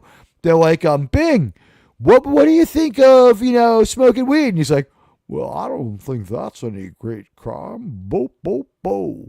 And I was like, whoa, this is crazy. And I made my mom watch it because she liked Bing Crosby and she was like really against smoking marijuana, which is weird for a woman who now has to use CBD tablets and loves them. But you know what? They're not psychoactive, I suppose. But like, she doesn't like, not using the most modern medicines that like still make sense. That's a modern holistic verification on that one. Yeah, him and Bing Crosby, and it's like the Star Trekness shines through, right? It's like, oh, I've been yelling at Denise Crosby's dad all day. Let me tell you, I'm one angry guy. Bo, bo, bo, bo, bo. He was allegedly an angry maniac who like either burned through or gave away all his money without giving any to his family, which is his, it's his purview, it's his money. But, like, I think, was it Sting who also said he's not giving any money to his children? Mick Jagger has like 16 children. He's going to give them all a big glob of money. And some of them are already famous and don't need it anyway. Like his daughter Jade is a model. Like Jade Jagger's a model. Or she was. That's a long time ago that she was modeling. She might not be doing that anymore. It would be cool if they bought that back, Daniel. I agree with that one. If they do it right. I mean, they kind of messed up Rogue a little bit, but I heard that X-Men 97, a lot of people did like it, so I don't know. Remember, only Miles Morales could be Miles Morales. Peter Parker is Spider-Man. Steve Rogers is Captain America. Miles Morales is a guy from uptown. I love Ultimate Spider-Man, though. It's pretty irreverent. Like, Spider-Man can be done well as long as you don't subvert Peter Parker too much. Spider-Man is traveling the multiverse with Madam Web. They can do an episode where Christopher Daniel Barnes Spider-Man goes to Spider-Man 2099 universe. I don't think any continuations of Madam Web are going to happen, and I don't think Madam Web as a character is going to reappear. That movie was such a bad disaster. I don't know if they can do anything. There's a theory that aliens actually time travel, but how far into? Are actually time travelers, but how far into? If you can travel the speed of light, you are traveling and bending time somehow, because once you go beyond the speed of light, there's something untimely about it. I don't know how to explain it. I'm not a scientist. Admiral Teague is not a science lesson. The Vulcan Science Directorate has determined that time travel is impossible. That's right, Dead Man. Although I think we're going to find out when we go back to... And boy, do we have some banging Star Trek for you. This week is movies. And let me know in the comments right now because I'm really curious. Movies, should we keep it 1 through 7? 1 through 6? Or 1 through 10? Do we do all the TNG movies? And do we do a week of like the horrors of bad Trek? See, I don't know. Maybe the world will be better. It'll be post-holidays. People will be ready for some snark. If there's no terrible stories, we could do a week on bad Trek, or we could return to watching Enterprise. The next story on Enterprise, we're going to reboot the Vulcans into modern Vulcans, okay? Right now, we're finding out that the Vulcans, yeah, they do logic. Yeah, there's some other stuff going on with as far as how they process stuff. We're going to meet a particularly emotional Vulcan played by Robert Foxworth, who we've seen in TNG playing an admiral. He is a good actor. You'll enjoy him. He's playing an emotional Vulcan. We're going to see that the Romulans are at work doing some subterfuge. This is fine. No one sees them who's going to give it away, and they're passable as Vulcans. I don't know if they have Romulan DNA. And someone please explain the Remans to me.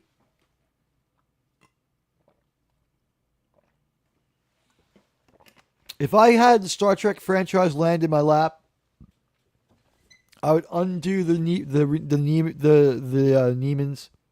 Remans, and I'd never touch them again. I would just make it another planet of Romulans. That was so fucking dumb. Let's see. The only reason Marvel created all those other Spider-Men was that Marvel was worried that the Ditko estate would get all the rights to Peter Parker's Spider-Man. I didn't know that. Good looking out by Marvel. They made a lot of money, and you know what? I remember reading Spider-Man 2099 and loving it. Somewhere I have issue 1. 1 through 6, I don't mind. 7 and 8. Which movies are we talking about? Are we talking about Star Wars? No. Star Trek? Okay, 1 through 6. Don't mind 7 and 8. Okay, because 7, yes. First Contact. See, in my continuity of the original continuity, I would write off everything after Generations as a Dream and a Nexus. We could talk about the Battle of First Contact. It just doesn't have to have played out the way it was said to have happened. And we don't need Jean-Luc Picard and Geordi and Riker at First Contact. We just don't need it. 7 rules BC 789. 7 rules because 789. Yeah, 7. I like the beginning. 6 is better. I thought that Captain Kirk got enough time in 7, but not the proper respect in his death.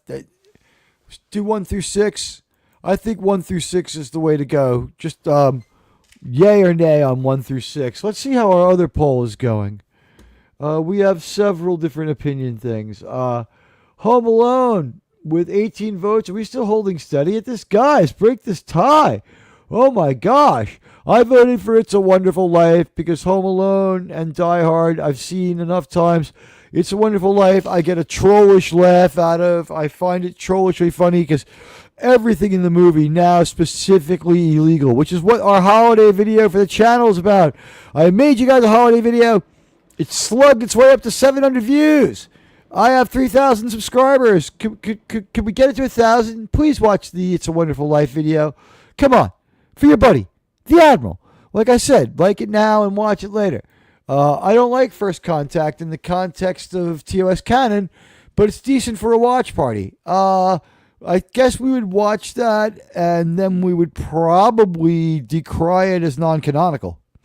I don't think it could be canonical. I think the story of Jean-Luc Picard and Captain Kirk has to, of necessity, end in a Nexus. I know a lot of people have some anger with me about that one, but it's just well known that that theory took life on its own with fans after the movies. All right? Before there was a workable interweb. After people walked out of Star Trek Generations, they're like, ah! And that Nexus theory started. Then it got a little more intense with people walking out of First Contact because people were like, that was a good movie, but it's just so un Star Trek like. And what was with that weird time travel? Why didn't they do their time travel? And like, I didn't think it was a terrible Star Trek movie, but it wasn't justified by having a better, more thoughtful movie afterwards, which has been the way they traditionally kind of did it. It would be like thoughtful movie. It happened by mistake, don't get me wrong, but the pattern was holding up. It was thoughtful movie with the first movie, right? Very, very Star Trek, followed by like an action and adventure kind of movie, followed by a movie that was sort of a hybrid, which was based mostly on lore, kind of thoughtful, but a lore movie leaning into like the Star Trek itself. Then you would try to do something maybe a little thoughtful again. And they did thoughtful and lighthearted in 4. Because they wanted to say the thing about the whales and, you know, maybe not whaling them to extinction and all that other stuff. And it played very, very well at the time. People loved that movie, right? It did really well. It made Star Trek a lot of money. It made our Star Trek heroes into real movie stars who could make some extra money from, much more well-attended conventions. And it was just a payday they all needed. 5, Star Trek 5, I really like, and the reinterpretation of it helps. But, the Star Trek 5 problems are, that it should get a director's edition because William Shatner deserves that respect. It should have its own director's cut, just like there was a director's cut for every other movie. William Shatner's still around and still very articulate. I say let him do it.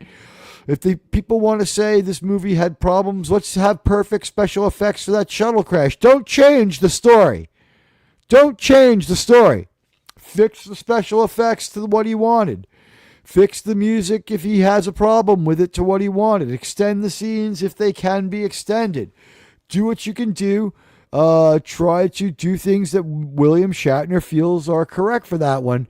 And, guys, I'm going to end the poll because it seems to be frozen. I think this is our opinion here. And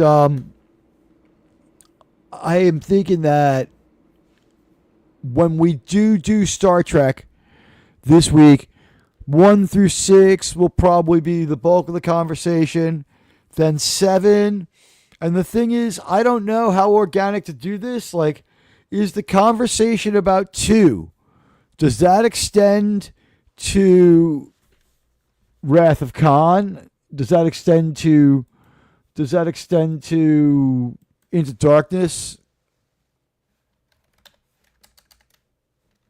Let me get your thoughts on this one. I'm writing up the poll. Thoughts on a Star Trek movie stream. It's only just so misspelled. 1 to 6 only. 1 to 7.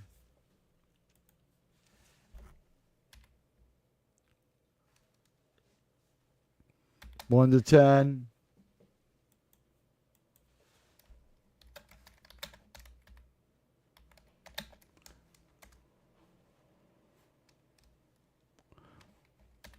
All and Kelvin. Sorry, guys. I had to think on that one. We're not rewatching Section 31.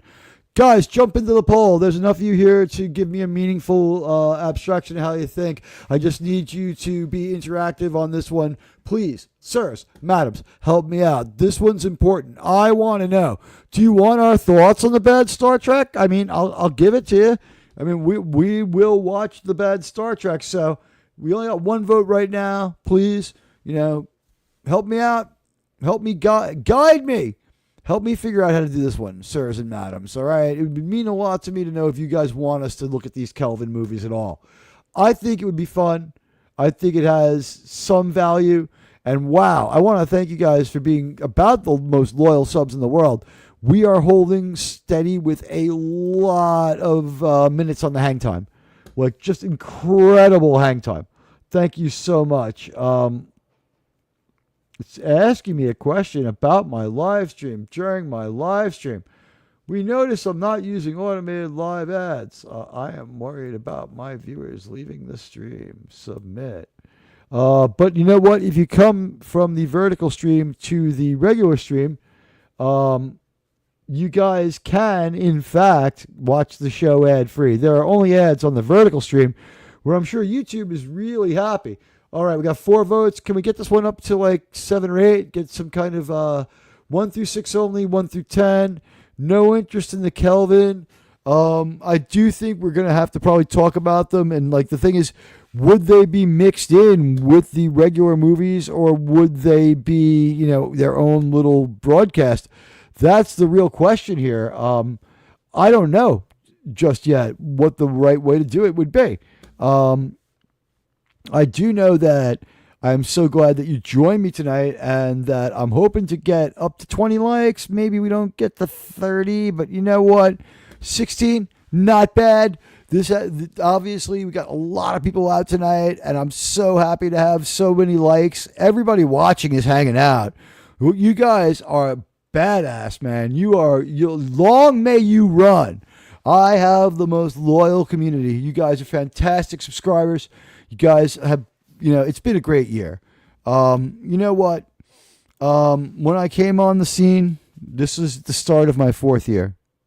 When I came on the scene, a brash old man named Admiral Teague who watch all the Star Trek movies up to the Kelvin timeline because the Kelvin movies are a separate universe. See, here's the thing.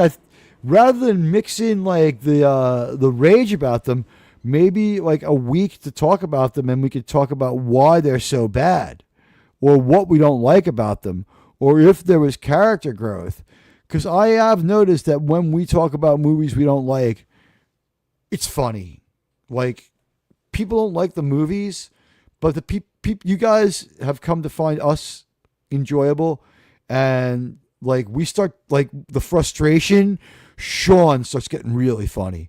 When Sean starts getting funny, like I start feeding off of it. Then like JT starts just like, and Sean and Jerem just start dropping like one dry joke after another, and it's really funny when we watch things that we don't like. So maybe there's a place for that. I don't know. I do know that in Star Trek 6 we got a movie that was really good, and we showed that we could have like a little bit of a crime procedural going on and still do Star Trek and not have anybody be like bored or alienated by it. And I see again, bunch of people over on the vertical stream. There's no ads on the landscape stream. The link is pinned to the top. Come on over. You don't have to watch the ads. It's nice to see everyone there. And guys, thank you. Star Trek 6, probably the best place to leave off for that entire franchise as far as movies.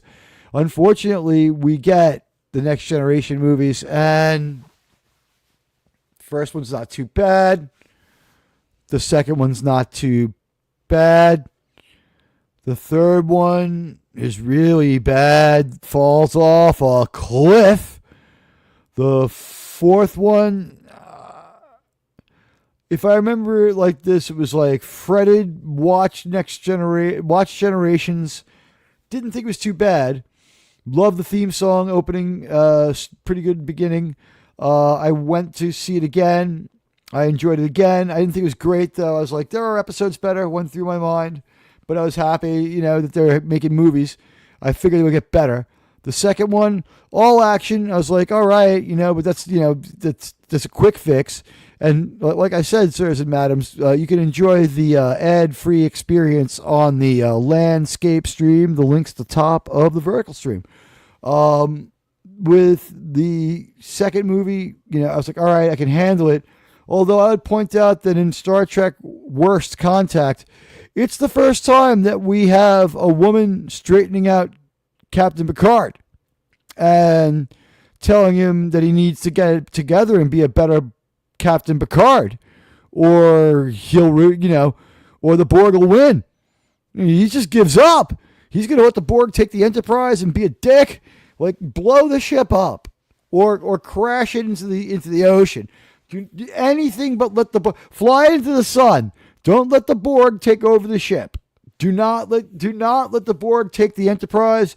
Do not let the Borg change history any more than they already have. At least they're still in Earth if you're not able to keep the First Contact flight.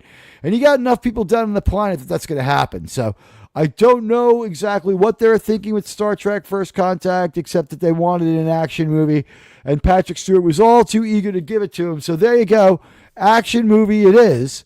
And we see with First Contact a movie that just lacks the Star Trekishness. It's got convenient explanations. It gets a little dumb here and there. We have things in there that they're not Star Trekky. Like the whole temporal wake. It's like, how could if they've changed time, why are we still here? And then the robot just this is because the temporal wake sheltered us from the effects.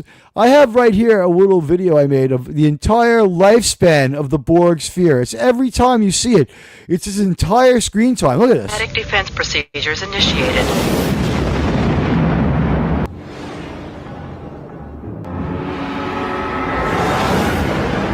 Time travel.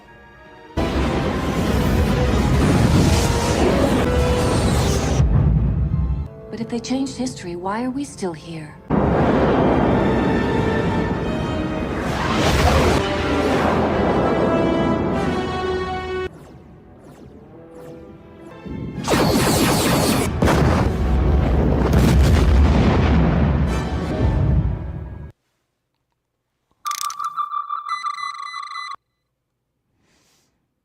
All right, so there you have it. I mean, that was like we needed that. We needed the Borg sphere.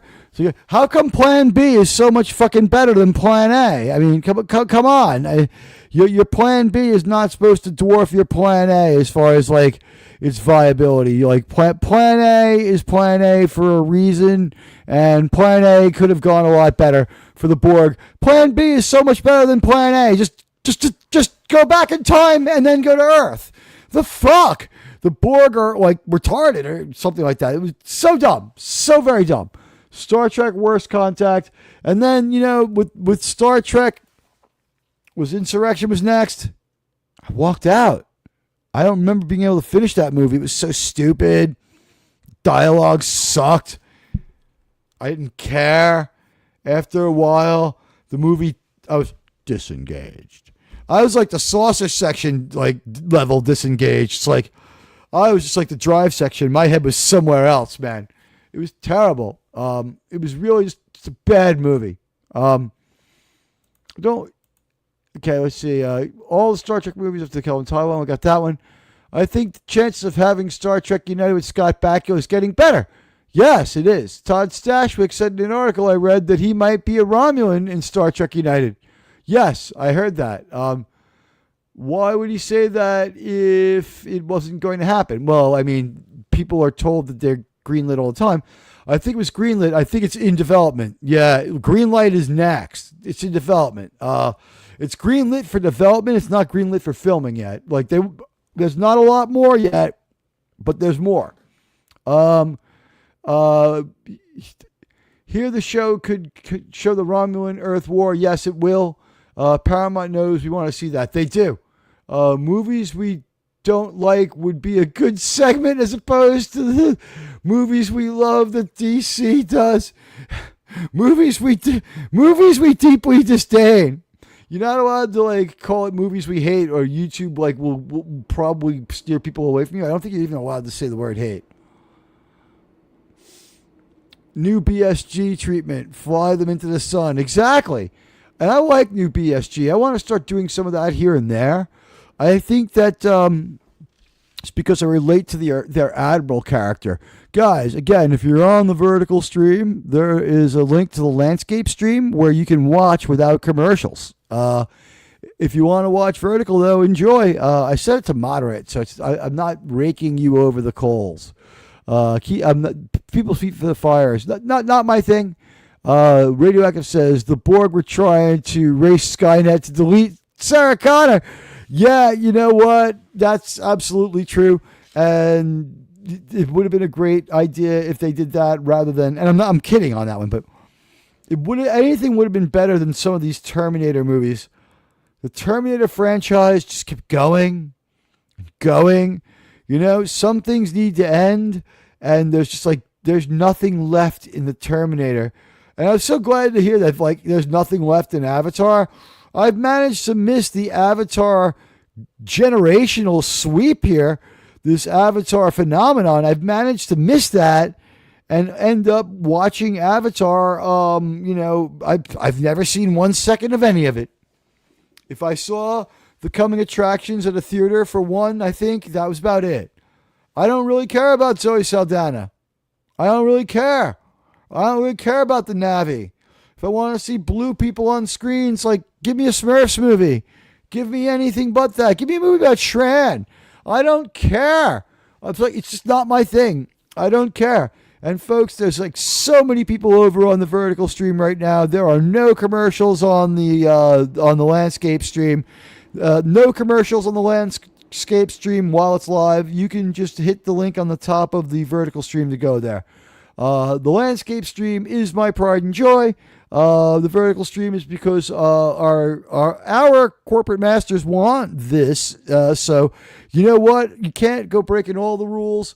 What we'll do is we will have a Saturday Star Trek show that's only in landscape from now on. I think that's the plan. Yeah, this is like the way it's been described to me by people who did it. Nate from Landman was President Adar. You're right. Colin Fior was in BSG.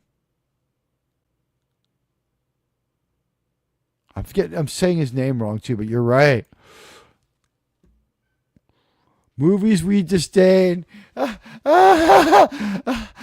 Or movies we disdain with a hyphen, right? Like try to fix them when we're done. Like, well, how can this movie be better? All right, now the time to disdain the disdain. We're going to disdain the disdain. Oh man, I love it. What a great idea. And yeah, everybody says that. And Miss Catonic, hello, sir, says hello to Buddy Hepburn. It's good to see everybody. And we've been hanging in here. It's been quite the chat. Well, I'm down for it if you are. What's not going on? Is it just that Admiral is the only guy? You know what? We'll definitely bring it over midnight into the Christmas hours, the beginning of Christmas. And you know what? Little secret. This is the anniversary of Admiral being adopted by his family. So I'm a Christmas baby with a birthday in another part of the year. So that's pretty cool. I would say this one. Thanks, Mom and Dad. Really means the world to me. Thanks a lot. It was the best. You guys are the best for doing it. And you know what? Thanks a lot, biological father, for seeing that I was looked after, and biological mother for being cool enough to do that too. You know? Oh, you guys won. The 9 months rent is on its way, biological mom. Thanks a lot. You know what? Hope she got her second chance. I'm totally secure with it. I wouldn't. People sometimes try to poke me about the adoption thing. First of all, it's only every hero, right? Luke Skywalker, King Arthur, on and on and on. Peter Parker, so many of these heroes, on and on and on. They are orphans. Iron Man later in life, but you know what? That being adopted, all the Lord of the Rings characters, Frodo, Bilbo, there's Tolkien himself. There's something kind of, very, very cool about it. Christ, obviously, in a way adopted by Joseph. And to be adopted on Christmas, emotional experience. When I hit my knees tomorrow at my place of worship, I will be thinking of how lucky I got to end up with a loving family. And you know what? I could have been a lot older when I lost my dad, but I wasn't young by any means. And a lot of people are like, this must be painful. And I swear, guys, this is true. Have I wept? Of course. My father. But, I have said this many times. He was such a great guy and so kindly and so nice to me that I didn't feel pain the way that you might expect from an experience of that nature. I didn't feel great, but I absolutely felt that I had been so lucky that I didn't want to change any of the circumstance of what got me from that orphanage to the house of that kind detective and his awesome wife. And my dad was a pisser, man. Like his thing was his I guess I'd say his hobby was being a dad, and he was a pisser on Christmas. So obviously I'll miss him, but he was great. So I'm complete on that one. And if you have kids, if you're just kind and you try to be like the best parent you can and be a friend to them, you will send someone forth into the world who is ready for a lot more of what the world throws at people than some of us who just aren't as fortunate. So I know I'm fortunate. May your way be as pleasant, and may everyone have a great Christmas as it is now Christmas Eve. Kind of a special night in all of the world. We have had what I would call a dark week, a week of stories that were tough to take. And we've reached a point now where maybe a little bit of the darkness seems to be lifting. We're moving into these holidays. Where I am, there was a beautiful dusting of snow. I was able to go outside and feel some optimism. For those of us who are fans of Star Trek, feel the optimism with me now, guys. Feel it. Star Trek is in the best place it's been in many, many, many, many, many years. Now, ideally, there would be a year where we got nothing at all, where we just celebrated whoa! Radioactive. Hey! 50. Wow, sir. You know what? I'm going to have to play some video for that while I compose myself. That's a very generous gift. Thank you to my landman panel partner. Let's do this. Defense procedures initiated.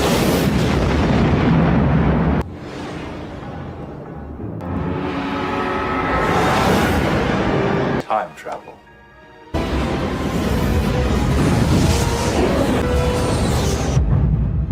But if they changed history, why are we still here?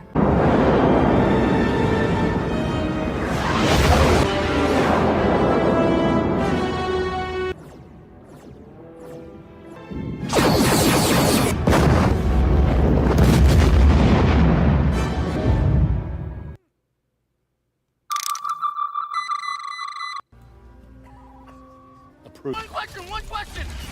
You want to live, Spark? Yeah, but this time I've got the money. You tell Java. Yes. Very nice.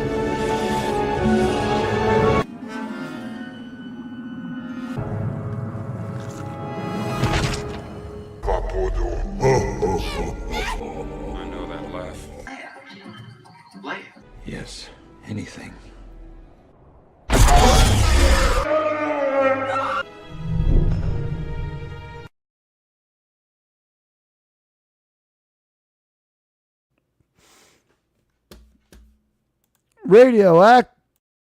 Radioactive. Thank you, sir. I am so overwhelmed. That's a beautiful gift. Thank you. Merry Christmas and Merry Teagmas to you too, sir. Yeah, it was Teagmas for my parents, right? When they brought home the young child in swaddling cloths. I guess the three wise men would be like my godfather, my dad's like cop partner, and I guess like my grandfather who came by. Good stuff, man. And RRTNZ is here. He says, just woke up. Jet lag is a bitch. Can't stay long. I hope you all have a peaceful and long live Christmas. Go boldly into the new year. Cheers. You know what, RRTNZ, thank you. And thank you for the very, very, very conspicuous offering of my name. Now, I don't know that anything comes of this. I think Drinker will just be very polite about it, but let's face it, there is a little bit. He does have a chance maybe to check out some of my work a little bit, and who knows? He is an incredibly generous host as far as supporter of his community, and we've seen him pop up anywhere. We've seen that he still likes to stay in touch with people in his community. And he didn't read this one, so it'll be a very interesting Drinkers Live catch-up because he didn't get to that super chat. I was like, I don't remember this one. I thought I watched the whole thing. Drinker just came on for like 2 hours, and like he put away a half a bottle of whatever it was he was drinking, and he was just like as happy as could be. RRTN said thank you for that. That's really, honestly, from the bottom of my heart. I don't see that going anywhere, and I'm not worthy of it yet because they have two settings on that show, profound and silent. Now, if I do get on there, I promise you, I'll wear my contact lenses. You won't see me with my glasses on there. I'll show off my beautiful green eyes, but I will, definitely, he calls on that, but I mean, I don't see, I have to show that I'm a little more worthy than I am now. Up my game, stay in a good place. The one thing I will say I have done is there's no more petty bullshit on X. I'm not fighting anymore. There's some people out there who are just ruminating and repeating that, like, oh my Admiral's such a bad guy. Back in 2019, he said somebody was an asshole. It's all paying off, the social media strategy. I haven't chased virility. I have chased sustainability with this channel, and you guys have been absolutely fantastic. Christmas Day, maybe we all get together and the members can come on and we'll all talk after we kind of get into the feeling of the day and we see who's on when and where. I don't know what Stark is doing, and I'm not going to. I'm going to try to stay away from streaming the same thing as everyone else, the same time as everyone else. Gosh knows if there's something collaborative going on, maybe I'll jump on with Tony. But, I reserve the right to do myself. We all go our own way. We're going to try to cooperate.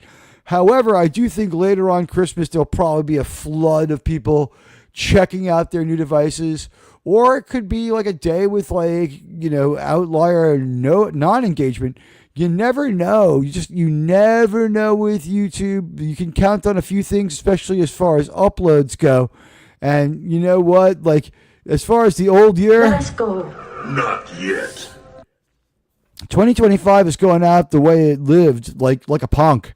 It has been like the worst, most like annoyingly bad year, with one problem after another and one terrible incident after another.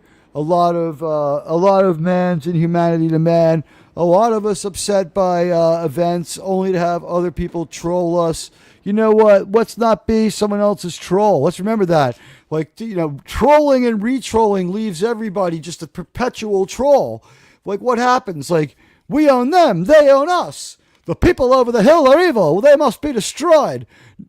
It's like, this is crazy stuff. It's like, it's tribalism. Now, do I understand, some of it makes sense? Yeah, everyone feels bad about the events that happened back in the summer, and no one feels great about what happened the other day. Seeing people try to make coin off of it, how long until they say, like, the guy that we lost, the Rob Reiner had, like, Steinep's Pleasure Planet's shuttle and transporter logs, right? And that story's coming out. You know what? They're well covered by other people. I promise you entertainment on my shows, infotainment during the week here and there to a degree. But you know what? When certain stuff passes to complete and utter darkness and gets overcovered, there's oversaturation on Rob Reiner. You don't need it from me anymore. You don't need to hear any more about Rob Reiner. You know what? You don't need to hear any more about that story. It's so dark and terrible, and it's continuing. You know what? Some stories develop. This one is metastasizing. This has the chance to be the most horrific story in Hollywood since, I guess, Robin Williams. And with Robin Williams, I can't enjoy his films anymore because of what happened. It's so upsetting. Let's leave this up here. It really was a beautiful gift to the channel. Thank you, sir. Sir, I really owe you one. You bring so much to the game. You help out with the nicknaming game. You have your own complete panoply of great nicknames. You help out. You told me that it's already called oil when it comes out of the ground. Who knew? You explained all sorts of other stuff to me with you made me a much better Taylor Sheridan reviewer with figuring out those geographical errors that I never would have figured out. But I would have figured out that they were stuck in Texas. I wouldn't have figured out that they were breaking the laws of, like, geography. So that's, it was worth it to find out that Taylor Sheridan's historical fantasy, not historical fiction. I was not aware that there was another genre with that name. Historical fantasy, not historical fiction from Taylor Sheridan. Weird? Sure, a little bit weird. Is it good stuff? Yeah. Are there good people in it? No. This is not a story about good people. This is a story about bad people who have terrible, terrible habits, who are very vain, glorious. They are selfish. They are mean. Some of them are delusionally dumb. Some of them make mistakes, almost like willfully. Right now, we have everybody is apparently the black gold, the oil has made everyone completely fucking insane. And no, I do not have a Spider-Man tattoo. I'm just that pale. Rachel Ziegler, you have nothing on me. Speaking for light-skinned Latinos, I think I'm the same as her, right? 25%? Admiral Teague, the light-skinned Latino from New York. Hey, you know what? Maybe I'll start putting that on my YouTube creator thing so they don't come after me. Words in Paradise told me just put down that I'm trans. Maybe. I don't know. Whatever gets me more freedom of speech. Everyone should have the same amount of freedom of speech, and everyone should have the same amount of, well, can representation be merit-based and more or less, equal to, the population at large? rather than like forced diversity and over-representation in the new year? Can we get some stuff that like starts to come down to earth and, it's like, can an American show look like an American street? Yeah, it can be a city street, but can it look like a typical American street? Can it look like something we'd see in America? Can it have American values? Can it be written with some American quality? Maybe we need to bring Star Trek production back to America. Because when Canada sends us their Star Trek, they've always sent it to us bad. They're sending Star Trek Discovery. They're sending Star Trek Strange New Worlds. They're sending us Star Trek Q-Card. I'm sorry, Star Trek Discard. I forgot my own name there. Q-Card is Doomcock's name. But thank you so much. I really appreciate it, Radioactive. This is going to go a long way. And you know what? Honestly, I just got a few things. I didn't get health news, but I'm good. I'm good. I piled up some debt, making sure that I was ahead of the curve for next year. But whoa, think all of us who are dealing with like healthcare and premium stuff. Wow, woo, leave it at that. There is a real world. We're just not going to dwell on it. Watching Patton on the flight really reminded me of how making epic character drama is really a lost art. I had thought it was 10 Academy Awards. You had said 7. I thought it was 10. I know 1 for George C. Scott. How weird is it that that's the Planet of the Apes director? Planet of the Apes, then Patton. Franklin J. Schaffner, director of the original Planet of the Apes, and Charlton Heston's next movie, I think, is Patton. I don't think there's anything in between it. I don't think he does the sequel because I don't think he would have been able to do Patton. Patton is 1970. He's working on it in 1969. Apes is 67, right? 68, 67. So I don't know if he had time to shoehorn in a movie. Maybe he does, but Franklin J. Schaffner, and he was big on using Jerry Goldsmith to score his movies, so we get a Jerry Goldsmith score. John Williams scores that movie, it's not as good. It had to be Jerry Goldsmith. That's why I think Jerry Goldsmith is better at scoring movies than John Williams. I know a lot of people say that John Williams is the best. Doomcock has said he prefers John Williams. I prefer Jerry Bruckheimer. I prefer Jerry Goldsmith. Sirs and madams, I prefer Jerry Goldsmith. I also would think that maybe Voyager is his best theme song. Voyager's fantastic. One thing in Patton, when that guy falls in front of the tank, that was an accident. And how did he not lose his fingers? That was so close. He was tucking and covering like a truly frightened man because he was a truly frightened man. That was not a stunt man. That was the Spanish army. The Spanish army, and like almost all that movie's filmed in fucking Spain. That movie's filmed in Spain under a fascist regime. A movie about an American war hero who beats fascism. I'm sorry, guys, but our boy Francisco Franco was a total fascist. He was just like light fascism. Like he didn't do any kind of like crazy population purges beyond like he was like wacky and hateful towards the communists, and he did some strange things. Time has trans-warped. Yeah.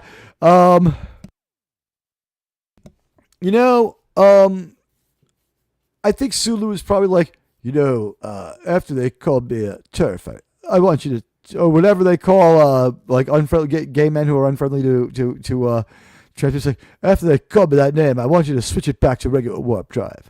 Fuck the trans warp drive. And you know what? I guess the idea was trans warp.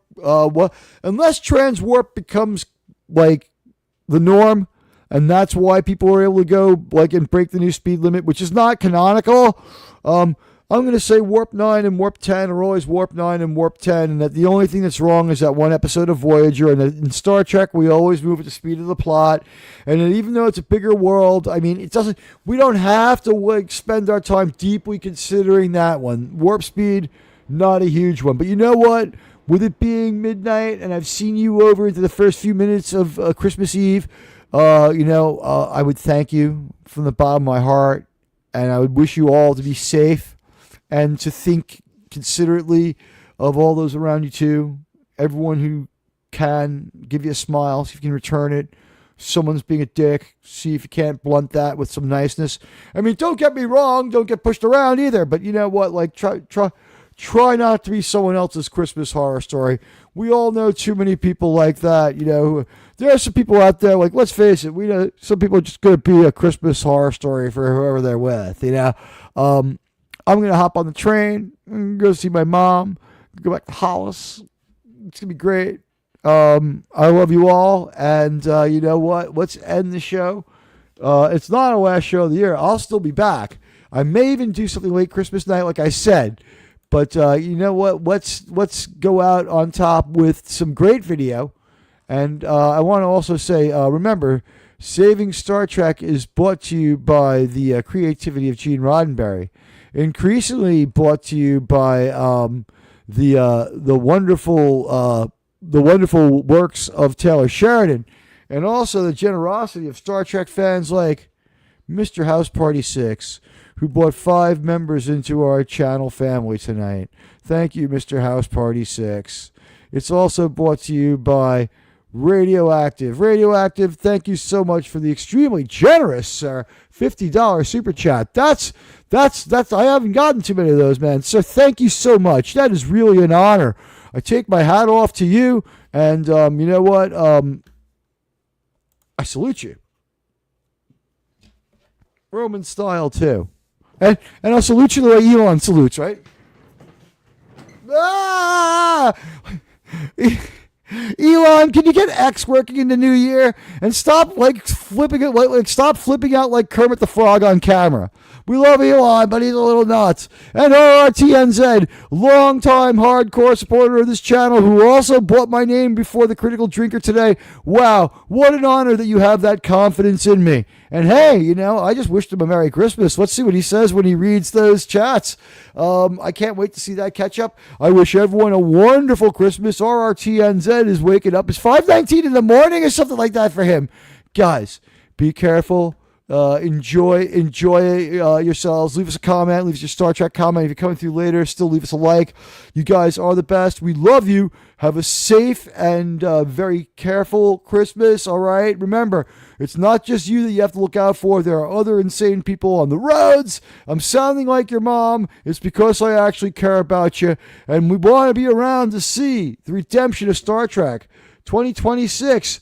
You know what? What was ours before will be ours again. In 2027, we will see the rebirth of Star Trek. I think it will happen. I feel it. Now, let's have Sydney Sweeney. I love you guys. Merry Christmas. I'll see you in a couple of days. Bye.